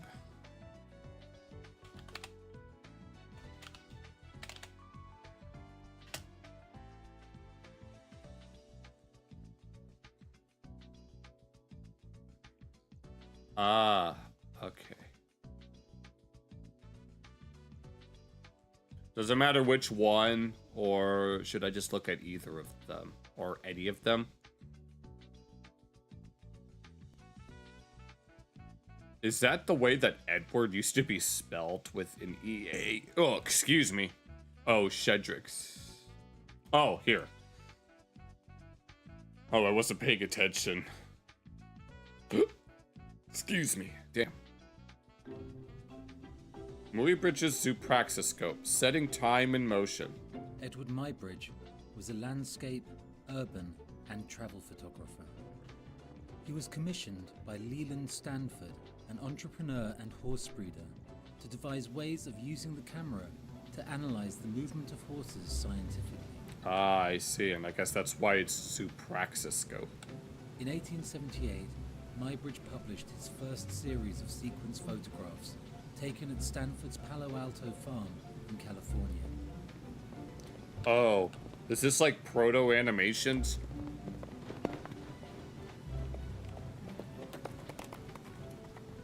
Muybridge shot many sequences of animals and humans using his innovative motion photography process. He became well known for his work, but the movement portrayed was so new to his audience that not everybody believed his pictures were true. Oh, Lord. To help demonstrate his photographic findings during his lectures, Muybridge invented the Zoopraxiscope. Oh, okay, so this is an invention that we're looking at. This projected his images in sequence and gave them the illusion of movement. So wait, is this like the first... Wait, is this like the first, like, film camera that, like, plays movies and stuff? However, to prepare the photographs for projection, Muybridge needed to transfer them to a glass disc. And this was no easy process, because the projector had a limitation. If Muybridge used it to project the images onto the screen without treating them first, the image would look squashed up and distorted. Muybridge had to counter this effect by rephotographing them at an angle to make them appear wider, and bending the photographs in the opposite direction to the distortion caused by the circular disc. I see. The rephotographed prints were laid out in a circle to create a paper guide disc. Oh, wait, I've seen this kind of thing before. I'm pretty sure there are, like, little camera toys or toy cameras that have something similar to this. A specialist artist then copied the images painstakingly onto a 16-inch glass disc using paint. Like, the way it works is that you have the toy camera and then there's this little thing that you spin and then it shows different pictures every time. Oh, and we have to paint over it. The Zoopraxiscope I'm guessing that's to make sure that it's accentuated. discs were a great success, helping Muybridge prove the accuracy of his photography and leading to a contract at the University of Pennsylvania, Damn. where he took many thousands of sequence photographs. As time went So these are like the first movies. on, more detail went into the projected images, often with several different sequences on the same disc. This process of combining figures would not have been possible had the original photographs been used, and gave Muybridge great freedom in creating imaginative scenes with many moving figures. For his appearance at the 1893 World's Fair in Chicago, which showcased many new inventions and popular trends, Oh yeah, we took a look at something similar to this. Muybridge also created new discs in color. These were made in a similar way up to a point. But when the photographic montage was complete on paper, the process changed. Instead of copying it directly onto glass, the artist made a paper drawing of the sequence. This was signed by Muybridge and photographed. Oh, so he's basically making proto-animation. A large glass negative Oh, that's so cool. was produced, and then a large glass positive was the artist, Owen Faber. Oh my god, that's would enrich crazy. with vivid color. And this was before Technicolor, wasn't it? And the finished disc was cut out of the glass sheet, ready for projection. It was the silhouette discs that were used for most of Muybridge's lectures, even though the later discs were more colourful. But with the emergence of cinema, these discs remained almost unknown, signalling the end of Muybridge's extraordinary experiments with making images move. Nonetheless, they are truly beautiful objects to see in motion today. No, those are mesmerizing. So these never really took off in like the film industry back when it was first getting started.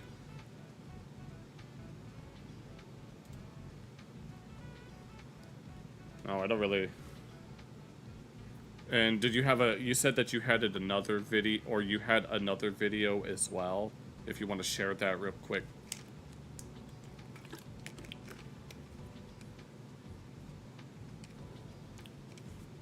Theater Optique.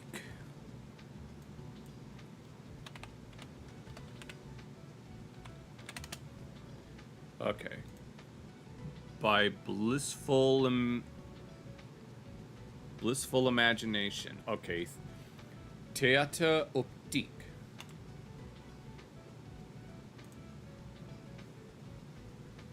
Now here on my movieola, I have a film that reenacts the story of Emile Reynaud and his remarkable theater optique.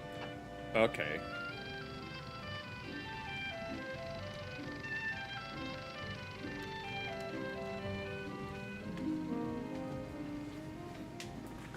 Reynaud was a painter of lantern slides who lived in a small apartment in Paris in the year 1877. Okay, so we're learning to, so this is just about film history. He was intrigued with the early animation devices. He studied and read all he could about them in the scientific periodicals of his day. Finally, he invented a machine of his own called the praxinoscope, which borrowed the interchangeable action strips from the zoetrope. Okay, so this is a continuation of what we saw earlier. But he replaced the slits on the zoetrope with mirrors set edge to edge around a revolving center. Oh, so are the mirrors being filmed, or? Each individual picture on the outer rim is reflected on one of the mirrors. Okay. And here, with a charm that still enchants and delights us today, the images glide and flow along with a mysterious... Damn, that's crazy. ...life of their own. No, I mean, we all know about optical illusions, but... Still, Reynaud wasn't satisfied. There was still more work to be done. Soon he hit upon the idea of drawing his pictures on strips of black paper. This enabled him to combine a background on a separate card with the action drawings. Oh, it's starting to come together. The complete effect was viewed through a tiny proscenium. He called his improved machine the theater praxinoscope. Here one could see a vaudeville show in miniature. Just a simple change of scenery, a new cast of characters, and a brand new act is ready to start. Damn.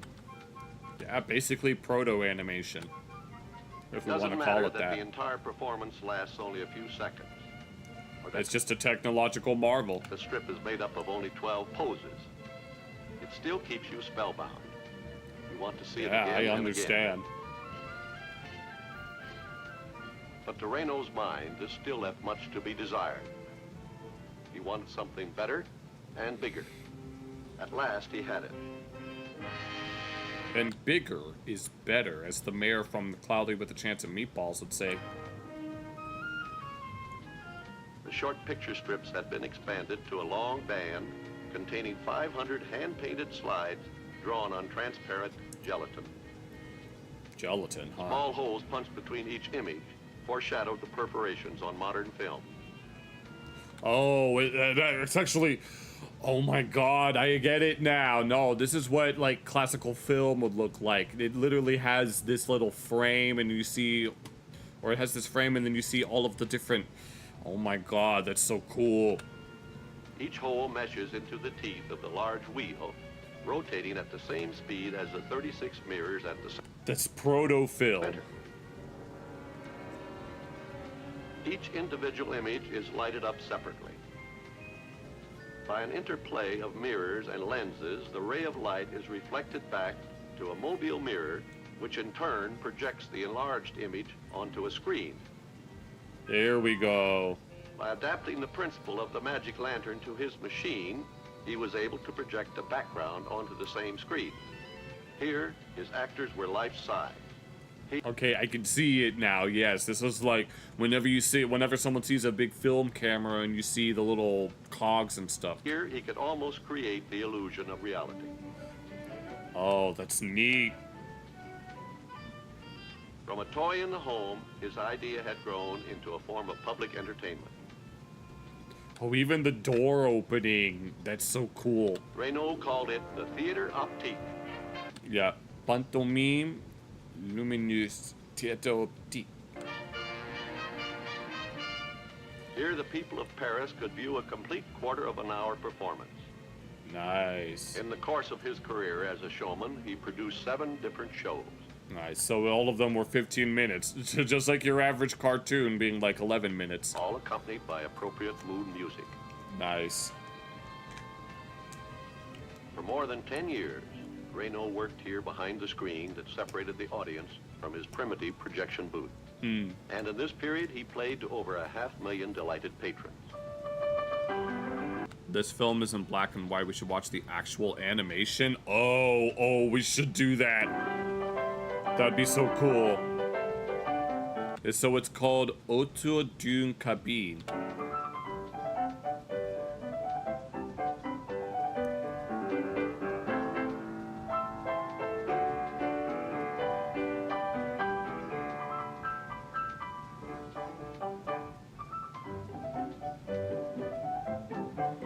No, this looks really cool.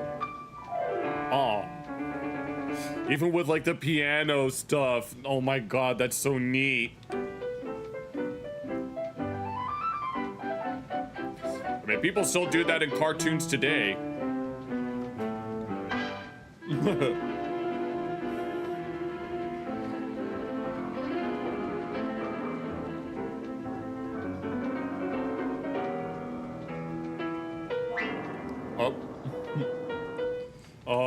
Oh my god, that's so charming.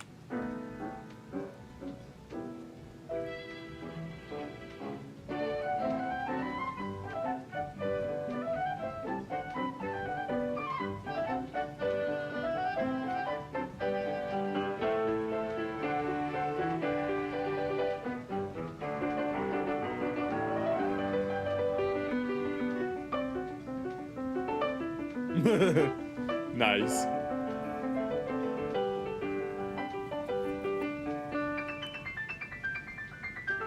It's beautiful. It is. This is amazing. It is safe to assume that not many of his viewers ever gave a thought to the vast amount of effort that lay behind what they were seeing. No, even these days, people will take people will take like animation and movies for granted, knowing just how much work it takes to make a movie or to make a cartoon. Painstakingly like animating frame by frame, or like having to like memorize lines on a script and to be able to act and perform them. Yeah, it's no wonder all those big budget Hollywood movies take millions to produce, even if these days they're not necessarily all that. And it is quite probable that not even Reynaud himself had the slightest inkling of the heights toward which his first true prototype of the animated cartoon was pointing the way. It's more amazing in color, yeah, in Technicolor, I'm assuming. La présentation est terminée. No, that was neat. Okay, the enchanted drawing. And this is back at the turn of the century here.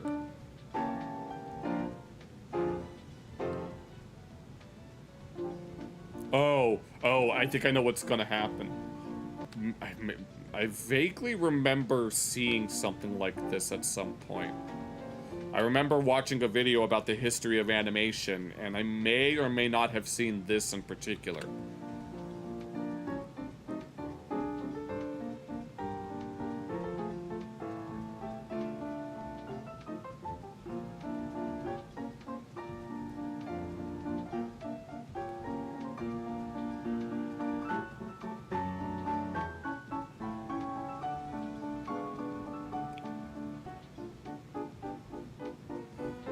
Okay, we got a little wine goblet.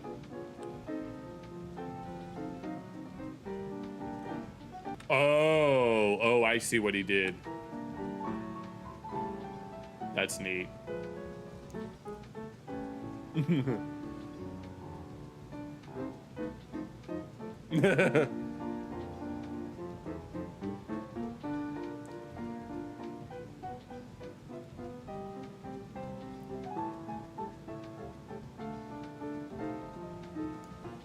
Yeah, give the illusion of a damn.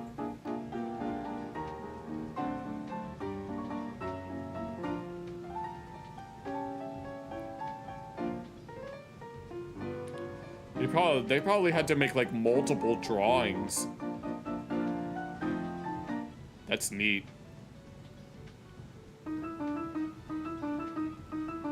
I might be thinking of something else that I've seen before. What's that say? Humorous faces of funny faces. Yeah, and this was before like actual film could produce like sound and stuff. Oh, and I'm assuming this is the same guy that we saw before.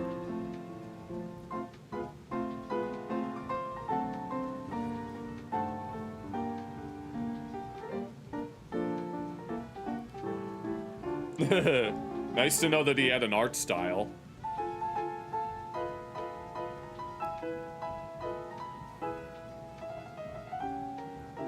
Oh. She seems very perturbed by the smoke. Nice.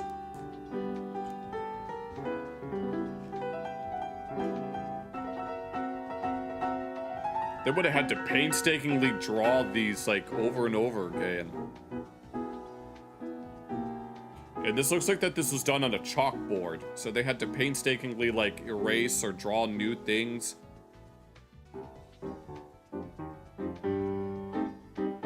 While not compromising the integrity.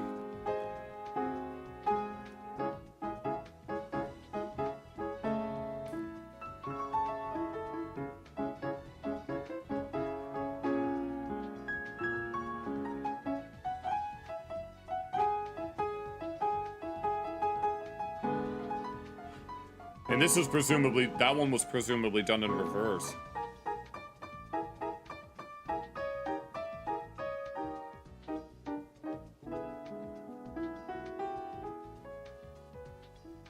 Yeah, to have to animate it going across like that.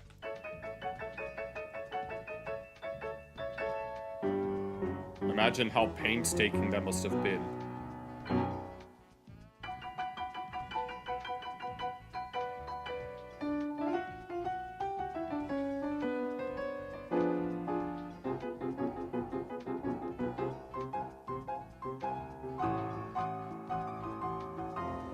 This looks like that it might have been made with little cutouts.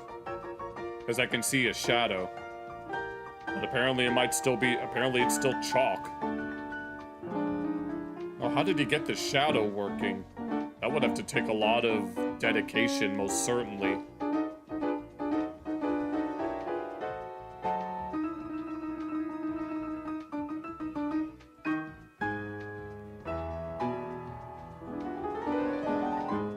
I guess he had some black chalk. Okay, no, that was very cute. And then, yeah, you said you wanted to watch the actual animation. I'm guessing it's that one with them at the beach. I already forgot what it was called. Here. No, that's not it. That's the ending. Autour d'une cabine.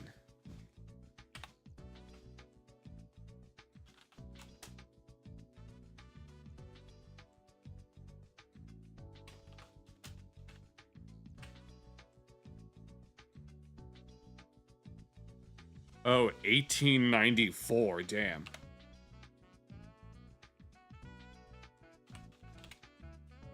Yes, auto...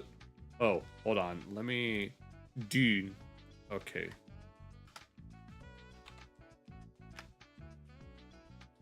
Yeah.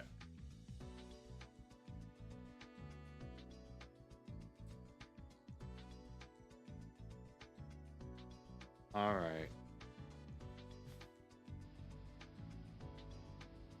Here's the full Autour d'une cabine.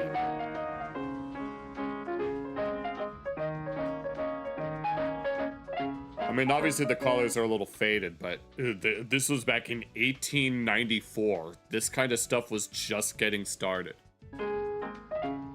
Taking rest.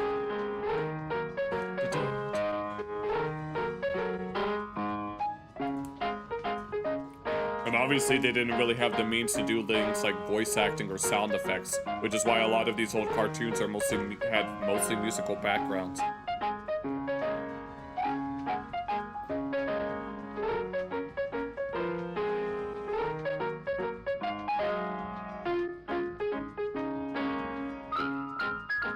Oh, I'm sorry, my madam.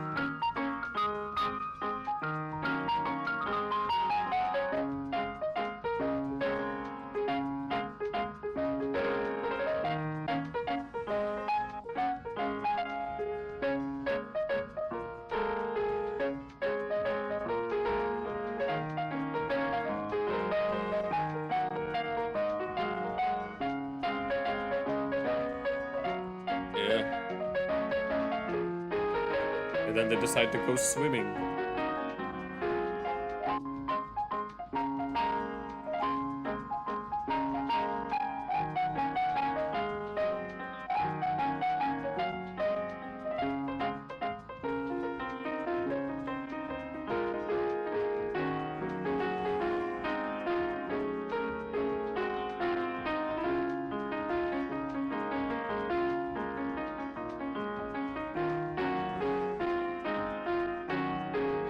Representation.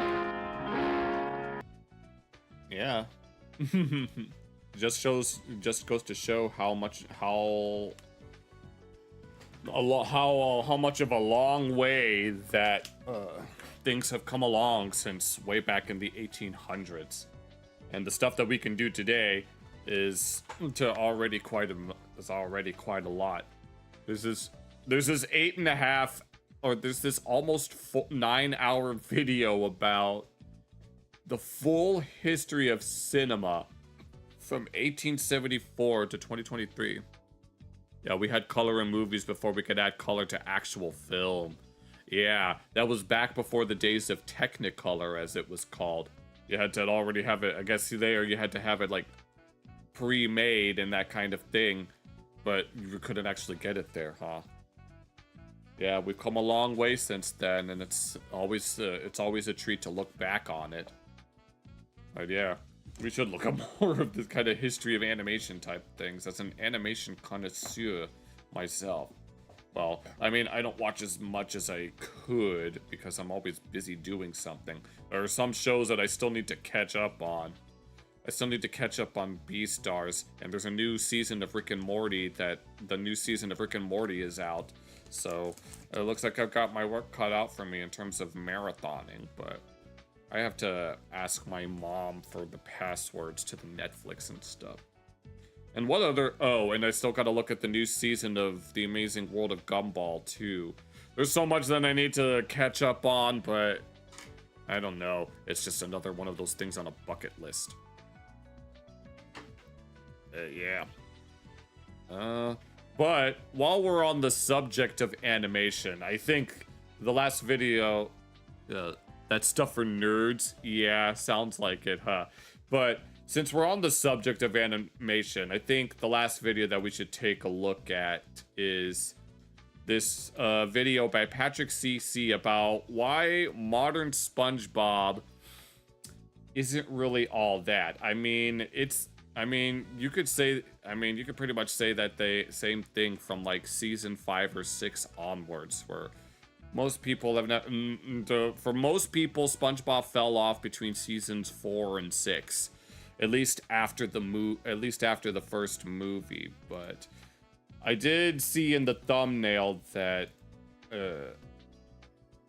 actually I wasn't really paying attention all that much, but it seemed like the creator of the show, Steven Hillenburg, stopped directly working on the show after the movie for a while, and that's one of the reasons why people stopped liking it. But then he came back on after the second movie, and it went in a very weird direction, but then he passed away due to MS, and obviously, and the show was still going to this day for the same reason that The Simpsons has been going to this day, just because it's too iconic.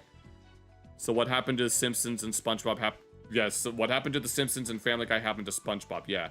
The technical term is seasonal rot, where a show just goes on for so long that eventually not only do like the characters get flanderized, where their worst qualities become their only qualities, but they end up reusing and recycling plot points from older episodes, and for many people, they end up getting, I guess, bastardized. There's one YouTube channel named Ava, who we took a look at Ava, some of Ava's videos a few times, where he exposed AI content farms revolving around cartoons, like the likes of Carrick Artman and Greeter Piffin and No Villains Are Safe and all those other AI slop channels.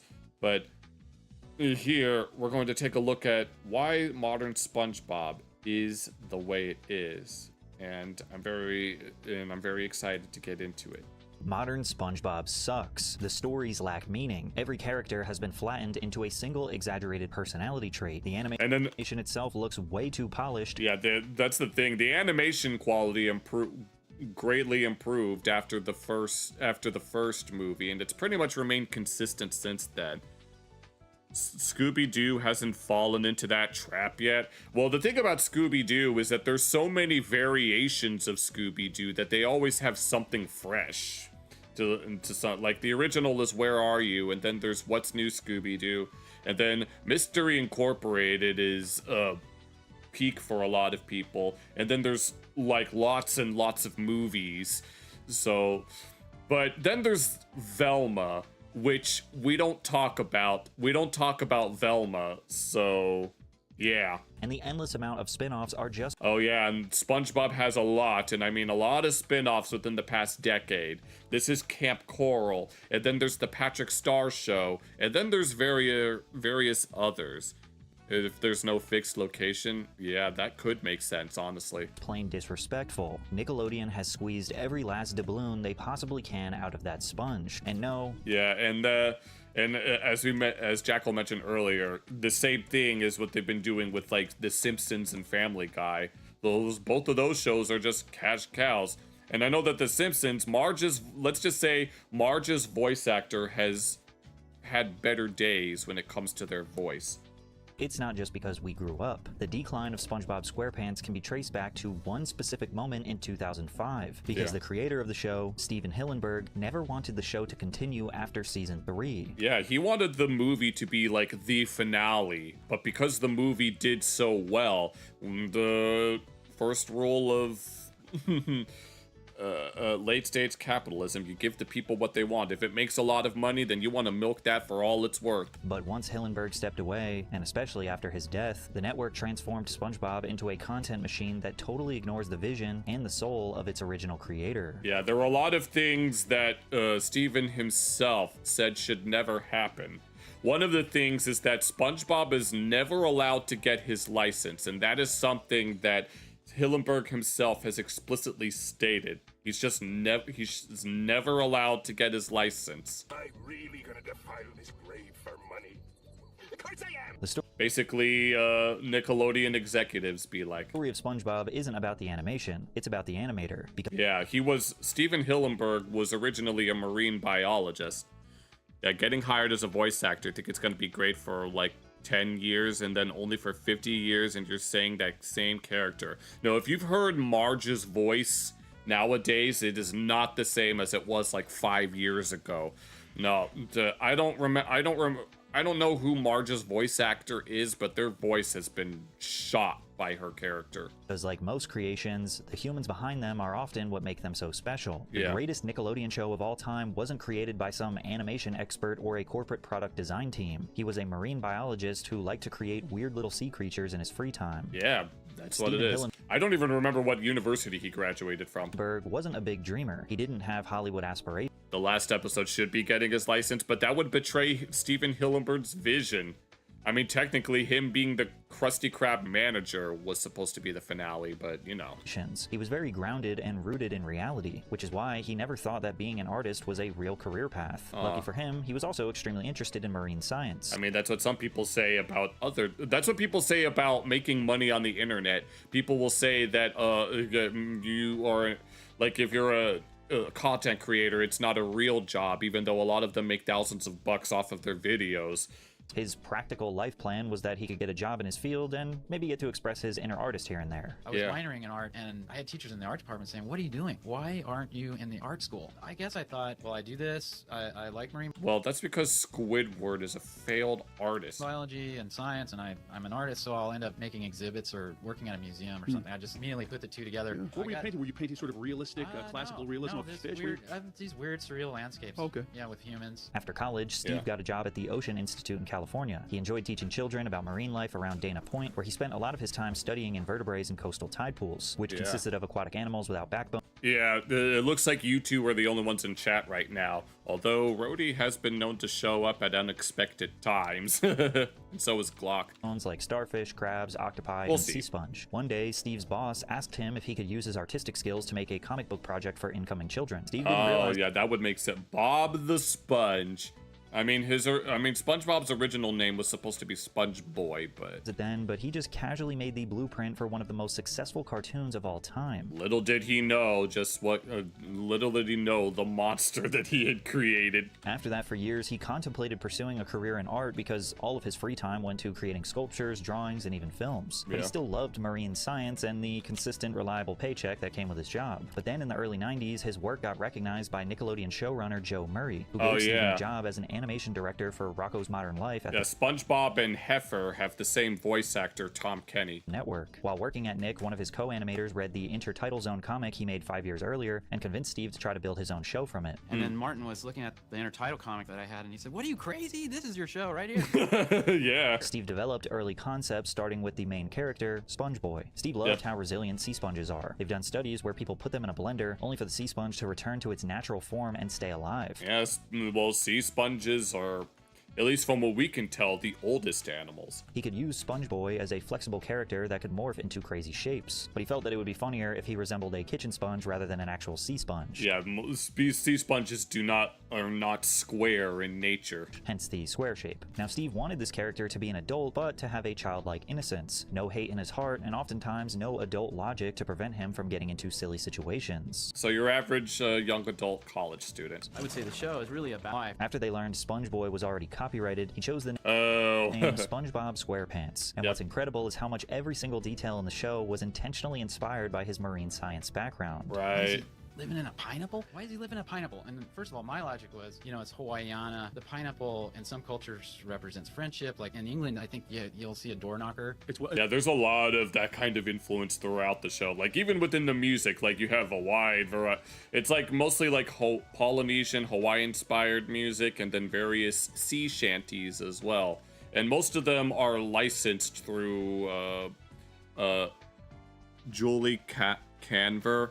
Okay, I see. Well, Julie's voice has seen better days. Let's just leave it at that. But most of them are licensed through through Sonoton Records, which is the source of most, well, not all of it, but a decent portion. Like a lot of the more Hawaiian-inspired songs are licensed from there. Mrs. Puff's theme is licensed from them.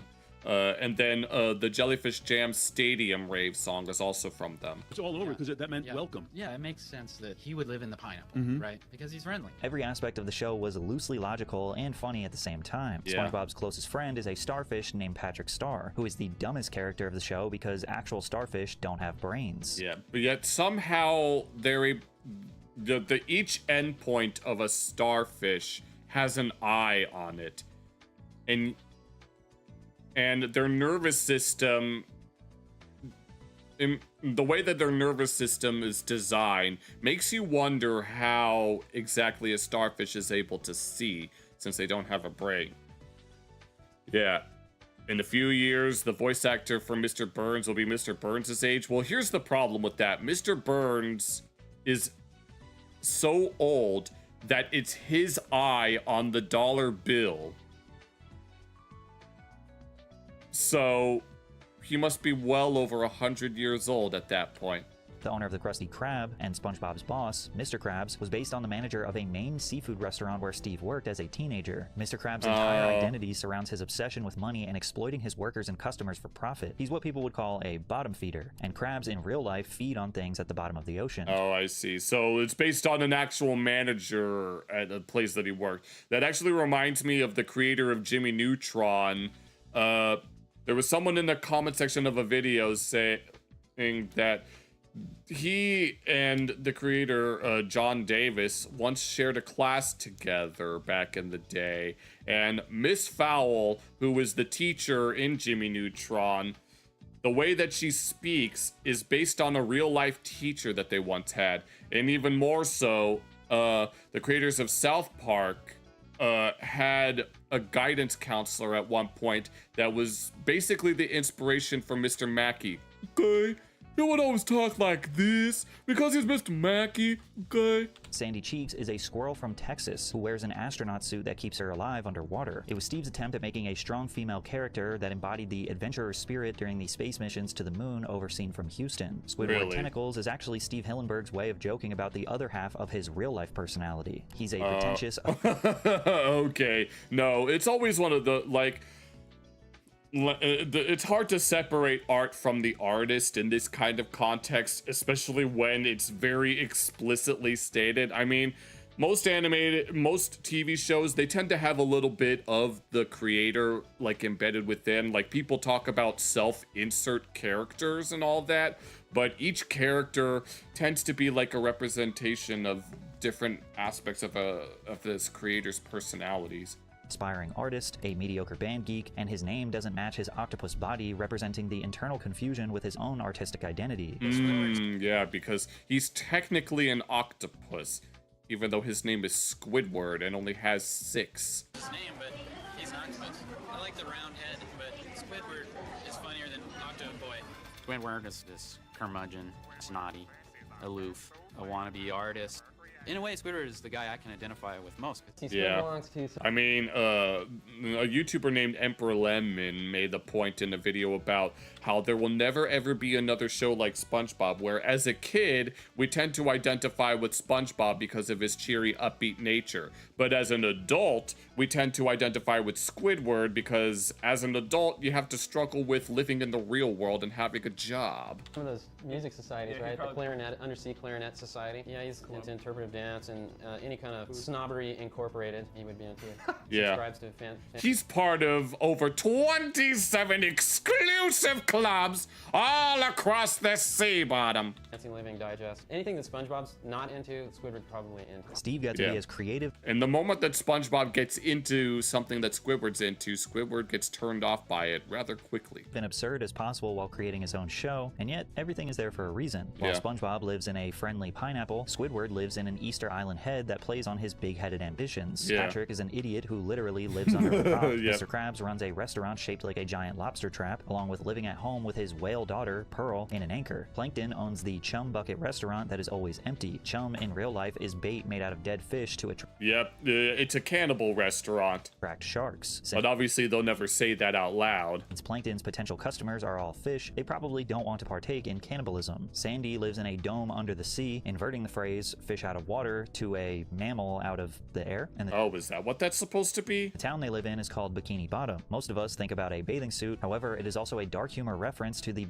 welcome to the... Oh, yes, I know about this. It's a reference to an isolated island called Bikini Atoll, where a lot of nuclear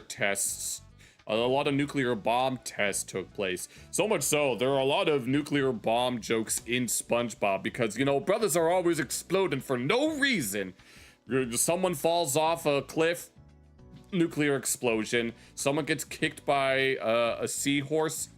They land and then there's an explosion. Sandy ropes you rodeo style. nuclear explosion. Bikini Atoll nuclear site, which is located in the real-world country of the Marshall Islands. Ah. 67 nuclear weapons tests were carried out from 1946 to 1958, including the explosion of the first H-bomb. I personally love this detail because if there were talking sea creatures in a town in the ocean, it probably would have happened after nuclear radiation mutated all the living organisms. Yeah, that's like one of the leading theories as to whether or not Bikini Bottom is actually, if it's a real place that exists. I mean, Alex Bale has the whole television theory. All of this is to say that Steve was arguably more of a pure artist than most traditional animators, and it's the loose logic that turns a good cartoon into a great cartoon. Yeah. And even though Steve wasn't the most confident guy in the world, he knew he had a great idea, and he fought Nickelodeon hard to keep his idea from being destroyed. At the beginning, Yeah, that's something that'll happen, network meddling. people give you notes and you have to fight back. It was a new show, and no one knows if a new show will work. Nick had decided it didn't want any more animal shows and wanted stories with kids, like Hey Arnold. They actually wanted to make Arnold Under the Sea and make SpongeBob a child. Oh, yeah, that's not the show. Yeah, you don't want to compromise on your own integrity unless it's a genuinely good idea. I said, no, that's not the show. In fact, Hillenburg almost walked out and refused to work with Nickelodeon until they came to a compromise. SpongeBob would go to school like a child, but it would be a boat driving school for young adults taught by a character named Mrs. Puff. Yep. And although the fandom now loves Mrs. Puff, this is the harsh reality of working with a corporation. You have to make concessions for the sake of making your bosses and executives happy, which is something that Hillenburg would grow extremely tired of in the coming years. I'd imagine I'd be pretty tired of that kind of shit too if someone had to force me to do something that I didn't want to do. Granted, you have to do that anyway, especially if you're working at a corporate job and you have to go by their rules, but I'm just saying. But creating the animated world is only half the battle. Steve now needed the right voice actors to bring these characters to life. He chose Tom Kenny, who voiced Heifer in Rocko's Modern Life, for SpongeBob's voice. Tom later... Yeah, and Tom Kenny is a very, very ubiquitous voice actor. His voice is very, very recognizable. Admitted that SpongeBob's high-pitched voice was inspired by a real-life little person who was angry about being typecast as an elf. There was one guy at the audition. He was, in a different part of the corridor, and he was hanging with a couple of his buds. And just the most bitter, ticked-off little person in an elf outfit you've ever seen. So this is the only, if it wasn't for the Christmas tree, I wouldn't f***ing work. This is the only time of the year that I f***ing work. It pisses me off. It's like, I'm glad to have it, knock on wood, but it's like, My mom loves it when voice actors just talk in their whatever character that they're voicing. She thinks it's cute. Like, wow. And I told Steve Hillenburg that story years go by. And he remembered that story. I totally even forgot the story because it was something that happened to you on a day, and then you tell people that you run into that day, and then you kind of forget about it. And he said, remember that guy? So that's kind of where SpongeBob came from, sort of like a munchkin, like a... without the negativity. Tom was... That's perfect. No, that actually reminds me of the inspiration for Boomhauer from King of the Hill, because for all of the Alley guys, just in general, where where Mike Judge, one of the creators, was working on a fence, and then some guys were all like, you're doing it wrong, you got to do it like this. And then the inspiration for Boomhauer was he was having a conversation with someone who talked like, I'll tell you what, man, you don't talk like dang old man, you just talk like dang, and then you talk old and man, it's just like hard to understand. You know how to understand and talk about dang old rite of passage, man. You can understand Boomhauer like the nobody business, man. The perfect voice for the role, and Hillenburg somehow managed to assemble a ton of underrated voice actors who gave each character an iconic vocal identity. You play Plankton? yeah, Mr. Lawrence is also well known too. Kaboom! Larry, the lobster. Yeah, he also voices Larry. Hey, I also play Fred. Fred, let's go, Tom. Fred, you want to go to the Krusty Krab? Nah, let's go to the Shell Shack. They got a talking dog. Great. Say, what's a dog? My leg! No, My never. leg. I'm on Team Krabs for life. A team? Oh, pick me! You're out of Krabby Patties right now. Well, Plankton, like a reheated Krabby Patty, you've been foiled again. I'll have Let's two go. Krabby Patties, extra ketchup, extra mustard, and hold the mayo. Prioritizing the art style over traditional storytelling, filling the cast with bizarre characters, and making the tone intentionally chaotic sounded like a disaster for a new kids show. To Nickelodeon executives, SpongeBob probably looked less like the future of children's television and more like an unmarketable experiment. But Steve didn't that's care. how it always I was starts. definitely interested in making a world that was different to anything on the air and to what had existed before. It was also there wasn't anything quite like it. My interest in the ocean and background as a marine biologist, and I was conscious of creating something that I wanted to be my own. The SpongeBob SquarePants universe was the result of one guy's deeply personal creative vision, which ironically was about to make these corporate suits filthy rich. Yep, little did he know. Little did anyone know exactly what just happened here. In 1999, SpongeBob SquarePants debuted on Nickelodeon and was an instant success. The pilot was called Help Wanted, along with 2 other sister episodes or episodes within an episode called Reef Blower and Tea at the Tree Dome. And right away, it was clear that the show wasn't following the traditional rules of another animated series. For starters, Steve chose to introduce Bikini Bottom in a French accent. The reason behind the voice... Ah, the sea. Still Fletch. Still... Je ne sais pas. Voice came from a French oceanographer, Jacques Cousteau, who was the first person I know who that is. on TV to inspire Hillenburg to be a marine biologist. Here we see Bikini Bottom, teeming with life, home of one of my favorite creatures, SpongeBob SquarePants. Yes, well, of course he lives in the pineapple city. And even for an animated show, SpongeBob was surprisingly colorful. The entire landscape was painted in light blues and greens with fine sand and rays of light all over to simulate the feeling of being underwater. But once again, it's a very cool effect. And if anything was beautiful or deep, it also came with something absurd to balance it out. Like Pretty how much. the Hawaiian t-shirt flowers in the sky and sand looked like how they were drawn by a little kid, or how buildings in the backgrounds always looked like massive pieces of coral made out of metal. SpongeBob had the world's loudest foghorn alarm clock to make sure he was awake at the same time. Had the perfect combination of beauty and absurdity. Day. He had a pet sea snail named Gary that was always annoyed and meowed like a cat. He had a closet full of the same exact SquarePants outfits. I mean, you see that with other cartoons too, but... Instead of lifting weights, he lifted stuffed animals, to show he was extremely ambitious, but adorably innocent. He hyped himself up. He's also very much a wimp. Saying his signature catchphrase, I'm ready. And his neighborhood friend Patrick popped out from his rock to support SpongeBob in his quest to live his lifelong dream to be a fry cook at the Krusty Krab. Home of the Krabby Patty. Additionally, most animated shows at the time were drawn on model, meaning they stuck to a fixed style guide to maintain consistency. Oh yeah, I know about this. They do this all the time. From frame to frame. However, SpongeBob SquarePants was created using off-model animation, meaning that every time you looked at SpongeBob, he was never exactly the same. His tie could be smaller, his face could be longer, his teeth could be bigger, but most importantly, his body and face was essentially elastic, so he could be stretched and transformed to literally wear his emotions. That's one of his gimmicks. He's known for being very, very stretchy. He can reproduce by budding. That the writers didn't just have to rely on dialogue to tell their story or prove their point. They could visually tell stories by it's meme. Look, it's late epic meme. Changing SpongeBob's physical form. And beyond off-model, Hillenburg's SpongeBob wasn't afraid. And then these gross-up shots. Does this look onshore to you? To use really impressive sketching and painting to add drama to the scene. For example, when SpongeBob and Patrick meet Sandy in Tea in the Tree Dome, SpongeBob spends his first time in open air. Patrick makes SpongeBob believe that all he has to do is be fancy, telling him to keep his pinky up no matter what, but soon SpongeBob starts to slowly die in the tree dome, and Patrick stupidly tells SpongeBob to ignore water and keep his pinky raised. When they zoom in on his drying face, the details of I don't need it. I don't need it.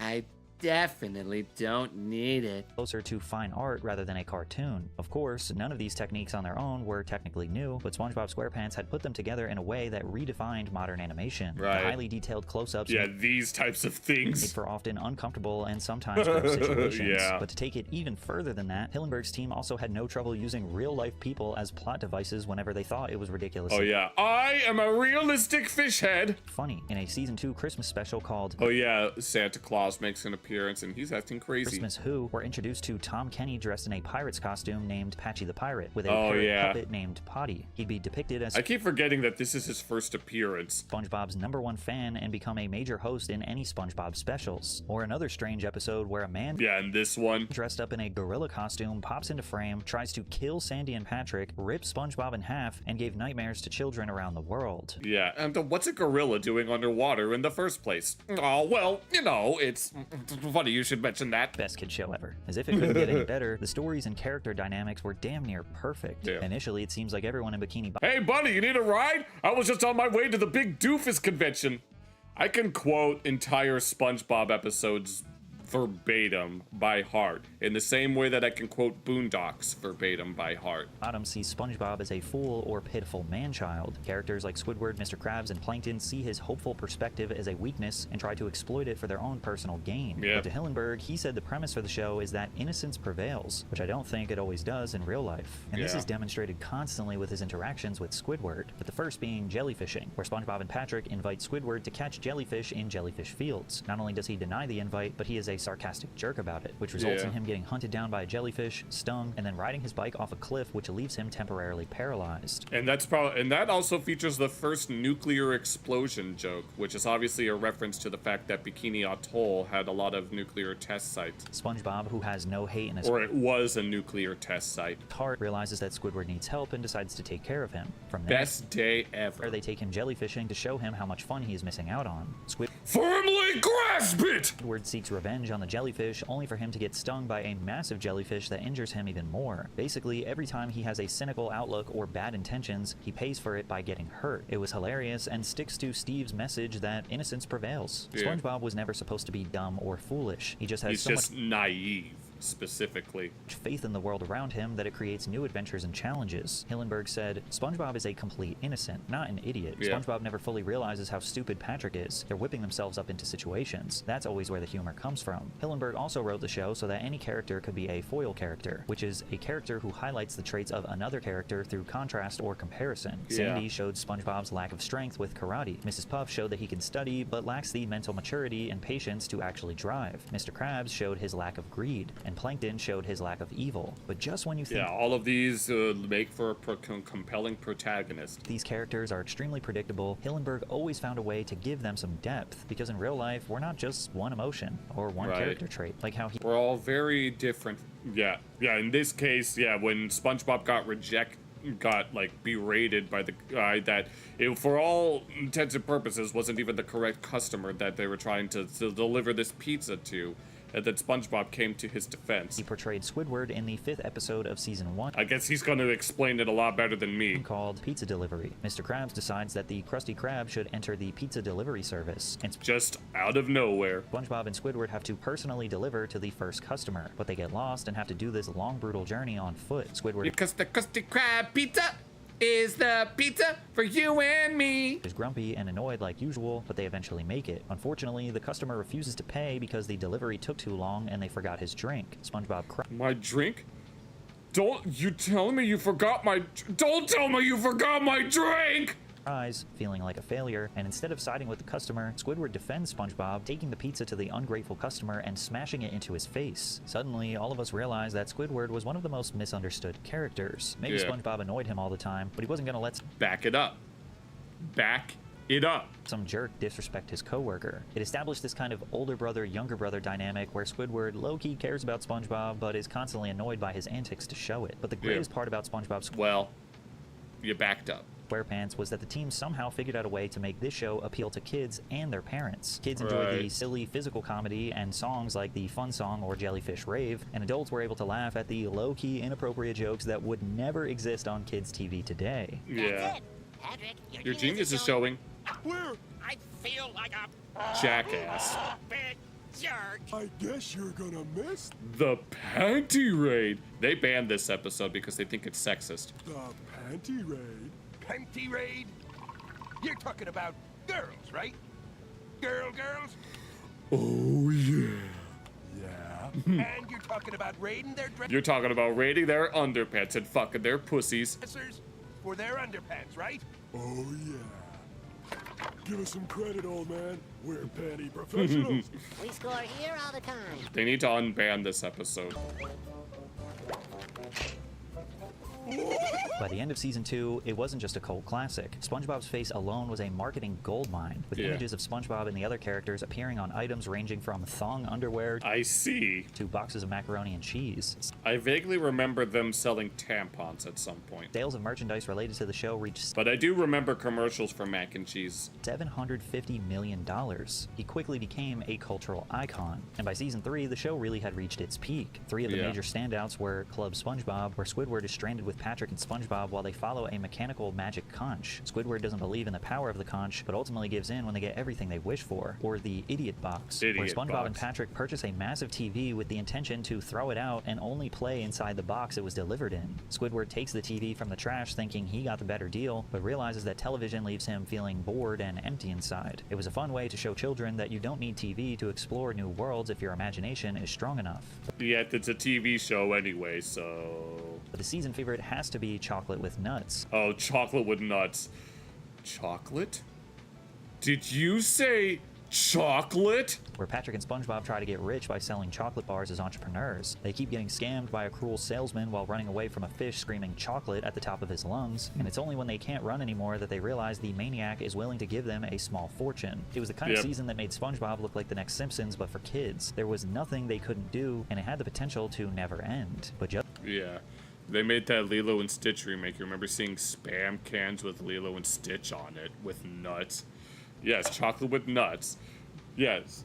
Just as SpongeBob was becoming a worldwide phenomenon, Steve Hillenburg wanted it to be done. I definitely need a break, Hillenburg told The Times. I want to try something new. I think the network wants to make a SpongeBob movie. I also want to make a movie. I wouldn't want to try and work on the series concurrently with the film. At that point, Steve was gearing up for the SpongeBob movie to be the conclusion of the show, and everyone started that's how it was supposed. That's what it was supposed to be. Losing their damn minds. A longtime crew member, Kenny Pittenger, said, "Many people were astonished when SpongeBob ended after the 3rd season. It's at the height of its popularity, but it's so funny. Aren't you guys getting great ratings?" Yeah, it's one of those things, like when you got a good thing going on, but you know that you want it to come to an end at some point. Like, I know that when it comes to series or movies with an overarching story, you want to try to get as much done as you can before that story comes to an end. But then there are some cases where the story just doesn't want to end. And so either because you don't have an end yet, or maybe you have one but you just don't want to get there yet, or maybe there's some other thing that's getting in the way. Has Steve gone crazy? Steve had several reasons for ending it when he did, but even though I don't know any of the specifics, the movie undoubtedly factored into his decision. Steve said he was going to end the show after the 3rd season so the show wouldn't jump the shark.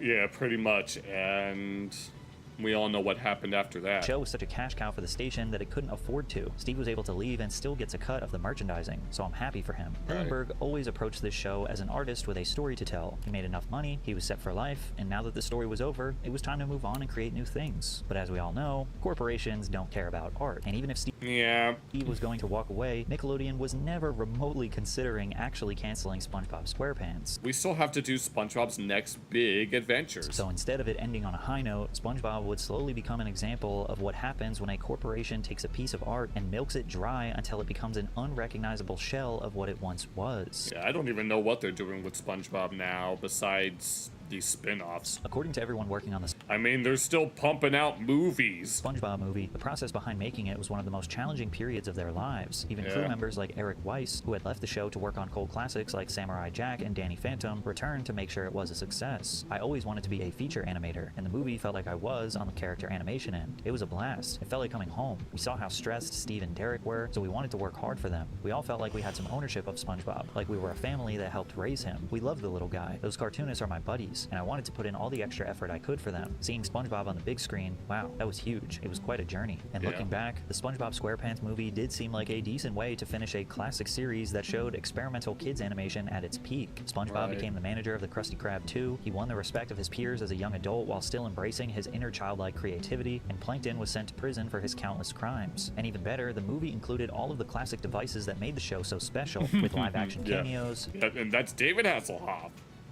Who said anything about floating? Songs and adult jokes that made it feel more like the longest episode ever rather than a film. Yeah. Here, take this. What's in here? It's a magical bag of winds. I stole them from my father. You're hot! But again, Nickelodeon had no intentions on ending the show. And it made them too much money. Why stop now? It seemed like they were low-key grooming animator Paul Tibbitt to be the next Steve Hillenburg. Paul said, I was wrapping up on the movie and the network wanted to do more shows. Steve said, no, I want to finish the movie. And he wasn't even sure if he wanted to go back to the show. He felt he'd done what he set out to accomplish, and he wanted to take a step back and try something different. I had sort of been training to take over the job. After we finished writing the last season, they kept me around because they had a couple of things in mind. Originally, they were going to do a couple of specials after the 3rd season. I was shadowing Steve and Derek, and I got to go to a lot of the records and editing sessions, so I'd been training to do that job, not knowing it would be for SpongeBob. They just wanted to keep me around in case something popped up. But when we were working on the movie, they came in one day and said, we want to make more episodes, but Steve doesn't want to. And I said, I'll do it. They came back the next day and said, are you serious? I said, sure. It was just being in the right place at the right time. And many fans interpret this as the exact moment that SpongeBob was stolen from Steven Hillenburg. But The harsh truth is that Hillenburg lost control over the SpongeBob IP the second he sold it to Nickelodeon. That might not make it right, but that's just how the business has worked for decades. Yeah, and Paul Tippett had been in charge ever since. The artist creates the show, they get a cut of the merch and rerun earnings, and if they're really lucky, they might be able to maintain creative control while it's running. Steve knew this, and given that SpongeBob was so massively popular, he had a hard choice to make. Either he could be trapped in the writer's room for all eternity and maintain control of his story, or he could do his own thing. Or he could let go of the day-to-day operations and do what makes him happy. After I did the movie, Paul came in and basically has been running the show, kind of in my shoes. Did you just need a rest at that point, you think? I felt like it's time for new blood. I think. Yeah, sometimes you just want to move on to new things. Good to change things up, to keep it fresh. And while Steve would remain as an executive producer of the show after season 3, his role went from being the guy making sure that every single aspect of the show was perfect to someone who just kind of oversees and gives his opinion after the episodes are complete, and the team can consider his thoughts if they want to, but... Oh, so even if he didn't like a particular episode, it still wasn't his call to make?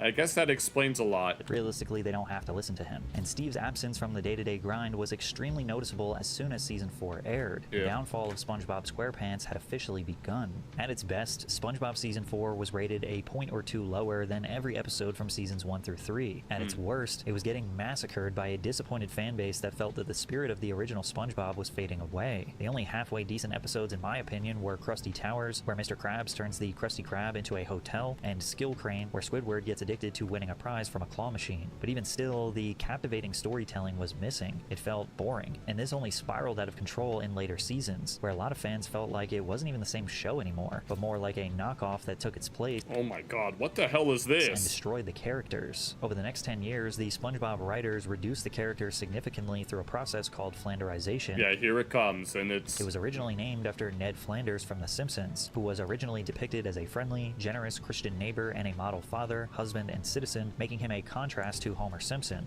But then they focused on his religious zealotry. As seasons progressed, however, he became increasingly obsessively religious to the point where he eventually embodied almost every negative stereotype of the God-fearing, Bible-thumping American Christian evangelist. And it applies to any character. Yes, and this happens in a lot of shows that are long-running. The act of taking a single, often minor action or trait of a character. Yeah, they take they take a three-dimensional character, and then they focus on one of those dimensions and make it the entire character. Within a work and exaggerating it more and more over time until it completely consumes the character. This got so bad that SpongeBob fans refer to season 6 through 9 as the Dark Era. For Squidward, the complaints mainly stemmed from what is referred to as Squidward torture. Or Squidward torture corn, as it's called, where he's just unnecessarily tortured for no reason just because they think it's funny. Early episodes, Squidward would be a jerk, which led to him getting a deserved and silly punishment. What changed is that he would start getting unfairly treated or, at worst, tortured for seemingly no reason. In Choir Boys, Squidward desperately wants to perform at a concert, only for SpongeBob's non-stop screaming to literally destroy his throat and ruin the opportunity entirely. In Boating Buddies, Squidward gets trapped spending the day with SpongeBob, leading to him being falsely arrested and publicly embarrassed despite doing almost nothing wrong.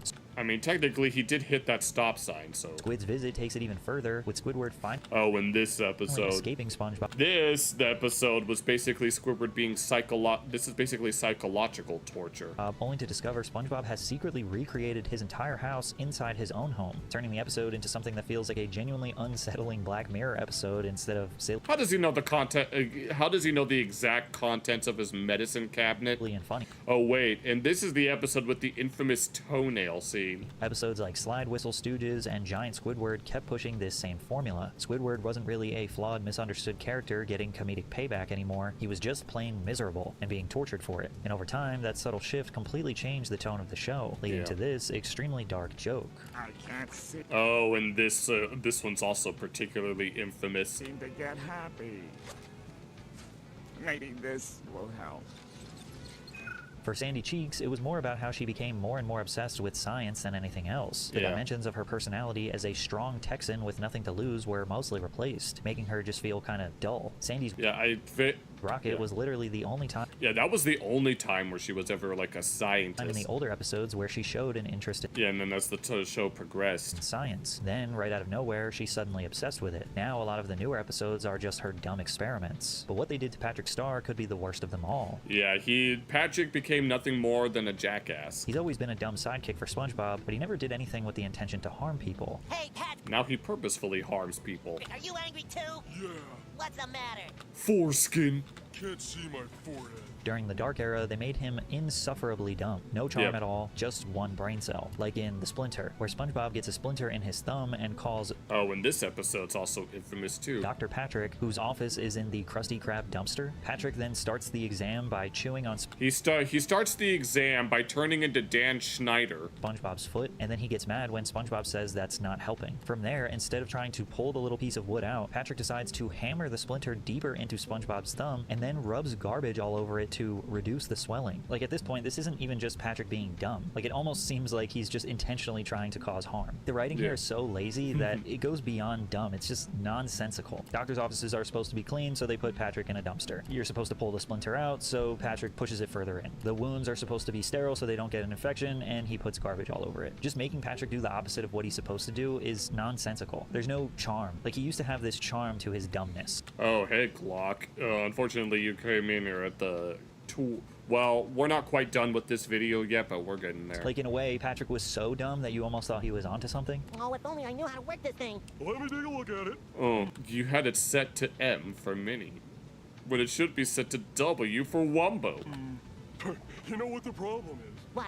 You got it set to M for Mini, when it should be set to W for Wumbo. And as if the new writing wasn't bad enough, Patrick from here was often depicted as extremely selfish, cruel, and weirdly aggressive towards SpongeBob in newer episodes. In Yours, Mine, and Mine, oh, this episode, Patrick is particularly insufferable as he tries to no biggie, Glock. force SpongeBob to share his toy with him. Hey, Patrick, have you met my new toy? Don't you mean our new toy? Our new toy? It came from the meal that we're sharing. Sharing?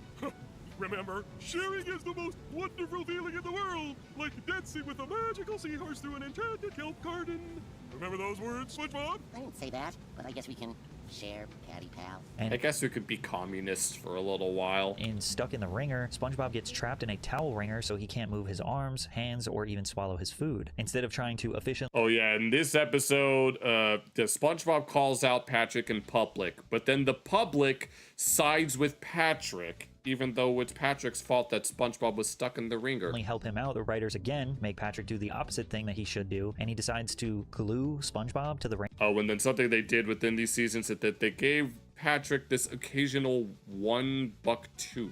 Thinking it will fix it, but it traps SpongeBob even more. From there, Patrick decides to take SpongeBob to the carnival while he has an amazing time, and SpongeBob has to sit there and watch how much fun he is having without him. When SpongeBob finally defends himself, Patrick cries, and the whole town sees SpongeBob as the bad guy. You know, kid, your body isn't the problem.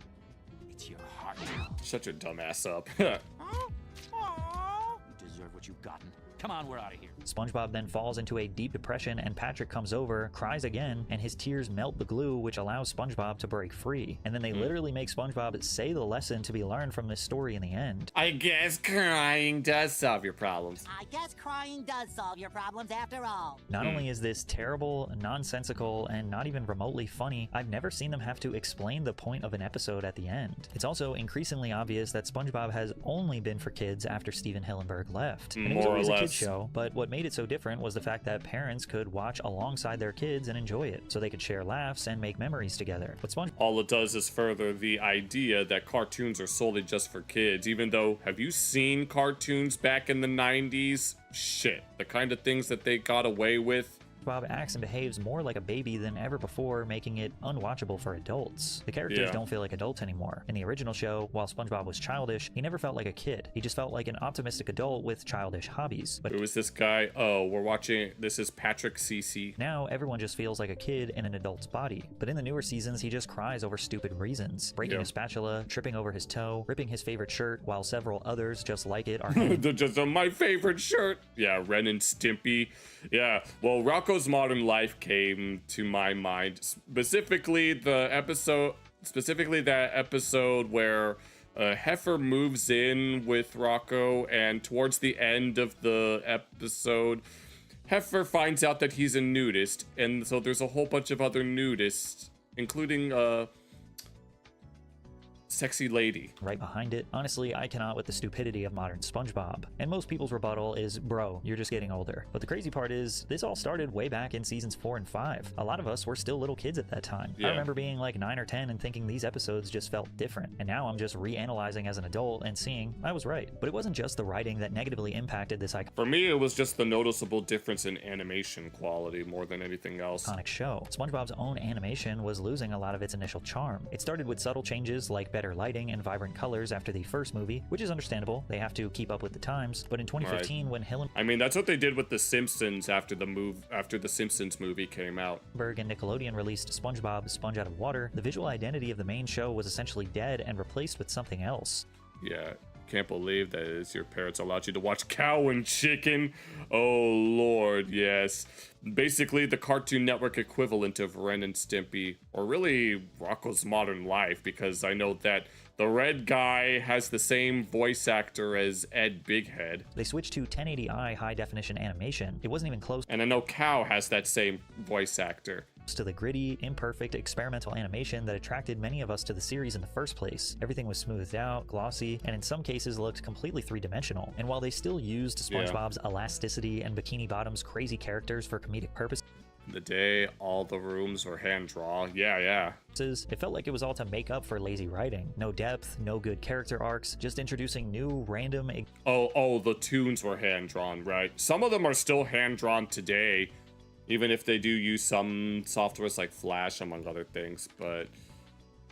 Oh, hold on. He made a point a moment and I wanted to respond to It's it. all to make up for lazy writing. Oh yeah, something that I know this one point that a YouTuber made was that good animation can't necessarily save a bad story, which he mentioned with regards to this anime movie that he watched. It was some isekai movie where they marveled at the animation quality, but when they actually took a look at the writing of the anime, it wasn't up to par with its animation. I mean, a good story can save bad animation, but good animation can't save a bad story. No depth, no good character arcs, just introducing new random exotic characters like a Rick and Morty episode. Not to mention how they constantly turn SpongeBob into something grotesque and unsettling. They seem to be particularly obsessed with characters ripping their skin off. Yeah, they've been doing a whole lot of gross out since then. I mean, there was gross out back even before the movie, but they upped that up to the nth degree since the movie. And despite the show being objectively worse in every way and all of the ratings possible, the strong legacy of Steve's original creation led to the show maintaining pretty decent ratings over the years. It's almost like with every new season, people hoped the original charm would come back. SpongeBob actually won the Favorite Cartoon Award every year from 2003 to 2021. Really? Except in 2008 when Avatar The Last Airbender won. Let's go. Except in 2008 when Avatar The Last Airbender momentarily took the spotlight. SpongeBob had transcended TV ratings. He was a generational cultural icon similar to Mickey Mouse. Nickelodeon literally needed him to survive because he was an extension of their identity. After the release of the Sponge Out of Water film in 2015, Stephen Hillenburg... Yeah, it was only after the second movie did Stephen actually return to the show. Speaking, you've seen less gore-focused... Oh, Lord. Yeah.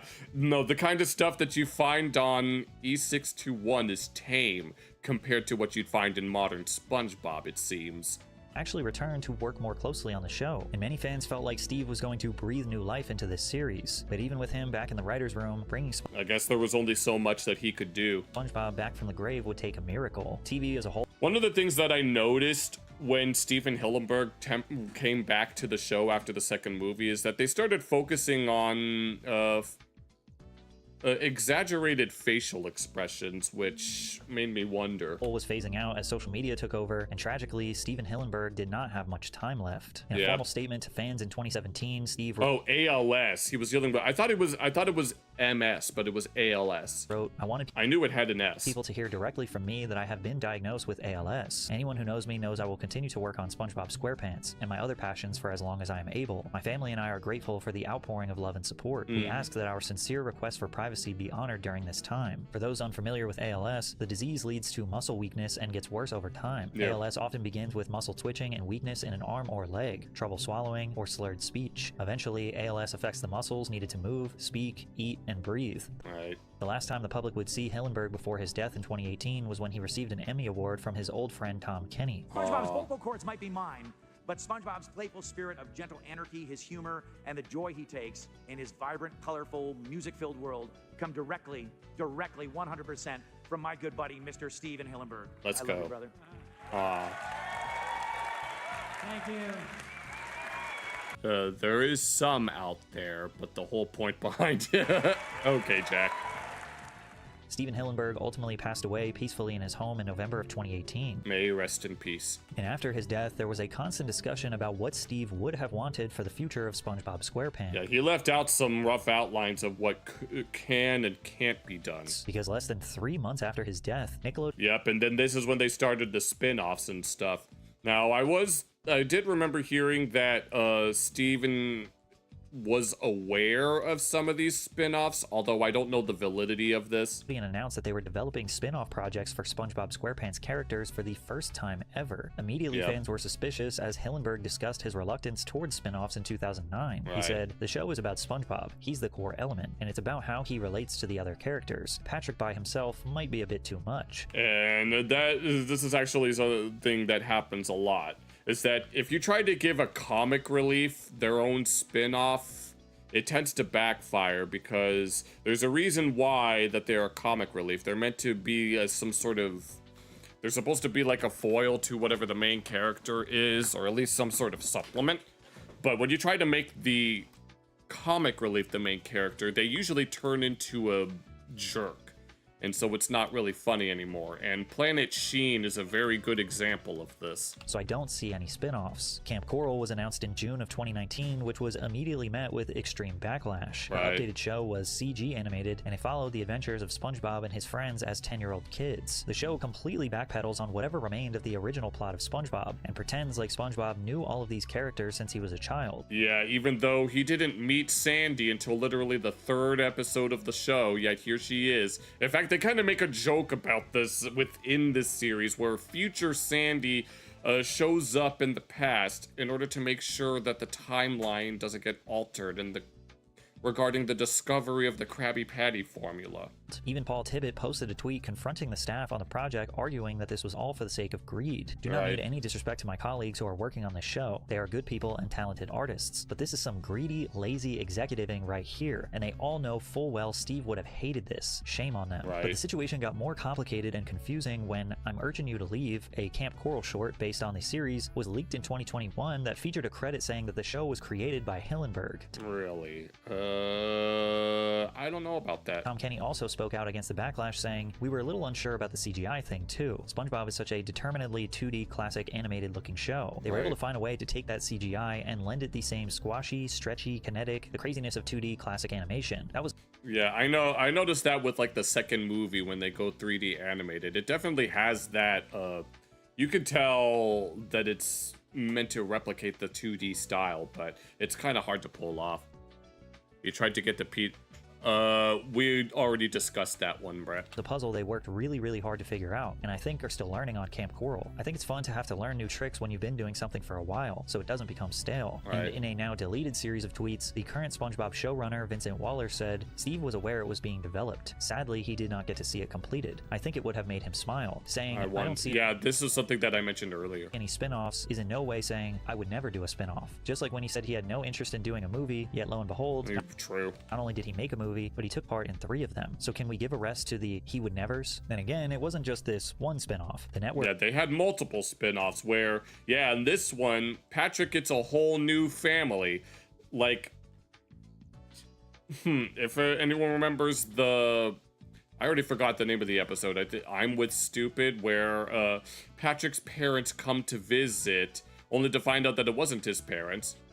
And then then we see his real parents, and then SpongeBob had to pretend to be stupid, but then Patrick starts taking it seriously. And now here with this spin-off, they give him new parents and a stepsister. Has released The Patrick Star Show. Again, Steve explicitly said in the past that this would be too much. The Title Zone and additional films like the Sandy Cheeks movie. Yeah, they keep making more of these movies. And it's because of all this that many fans believe Steven Hillenburg is rolling in his grave as the greedy Nickelodeon executives rinse his sponge. Yeah, you wish you could create a new animation, get good original ideas, but you know, yeah, animation is very expensive, and even then, even in the realm of indie animation, there's controversies to be had, such as with regards to, say, like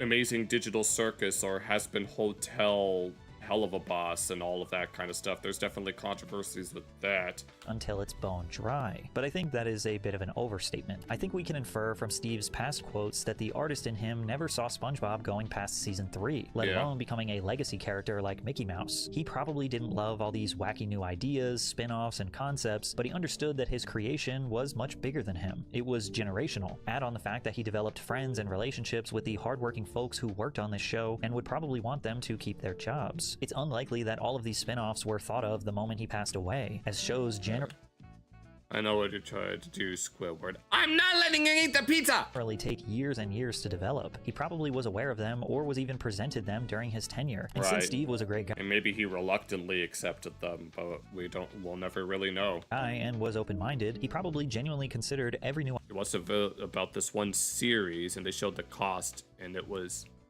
$17,000. Yeah. Idea that was. Yeah, you gotta get like equipment, you need a studio, you need animators, you need voice actors, you need script writers, you need a whole lot of stuff in order to make a series. Presented to him and tried to make it make sense while still maintaining the artistic integrity. As I said earlier in the stream, you gotta spend money to make money. Of the original show. Maybe he did even work on some of these spin-offs, but I don't think it's a coincidence that 0 spin-offs were greenlit while Steve was alive. Right. Because if SpongeBob's legacy was truly up to Steven Hillenburg and not a multi-billion-dollar network, the show would have never made it past 2004. SpongeBob is a great reminder that the best cartoons are the ones that adults can watch too, because historically, cartoons were actually never made for kids. Right, yeah, you see Daphne here in a very risque outfit, and that's just for one episode. Yeah, not only that, but it also takes a long time to make an episode too. It could take years. It could take well over a year just to make one like 10 to 13 episode season, especially if it's like a 22 minutes of each episode as opposed to 11 minutes. That amount of time can add up as well. But yeah.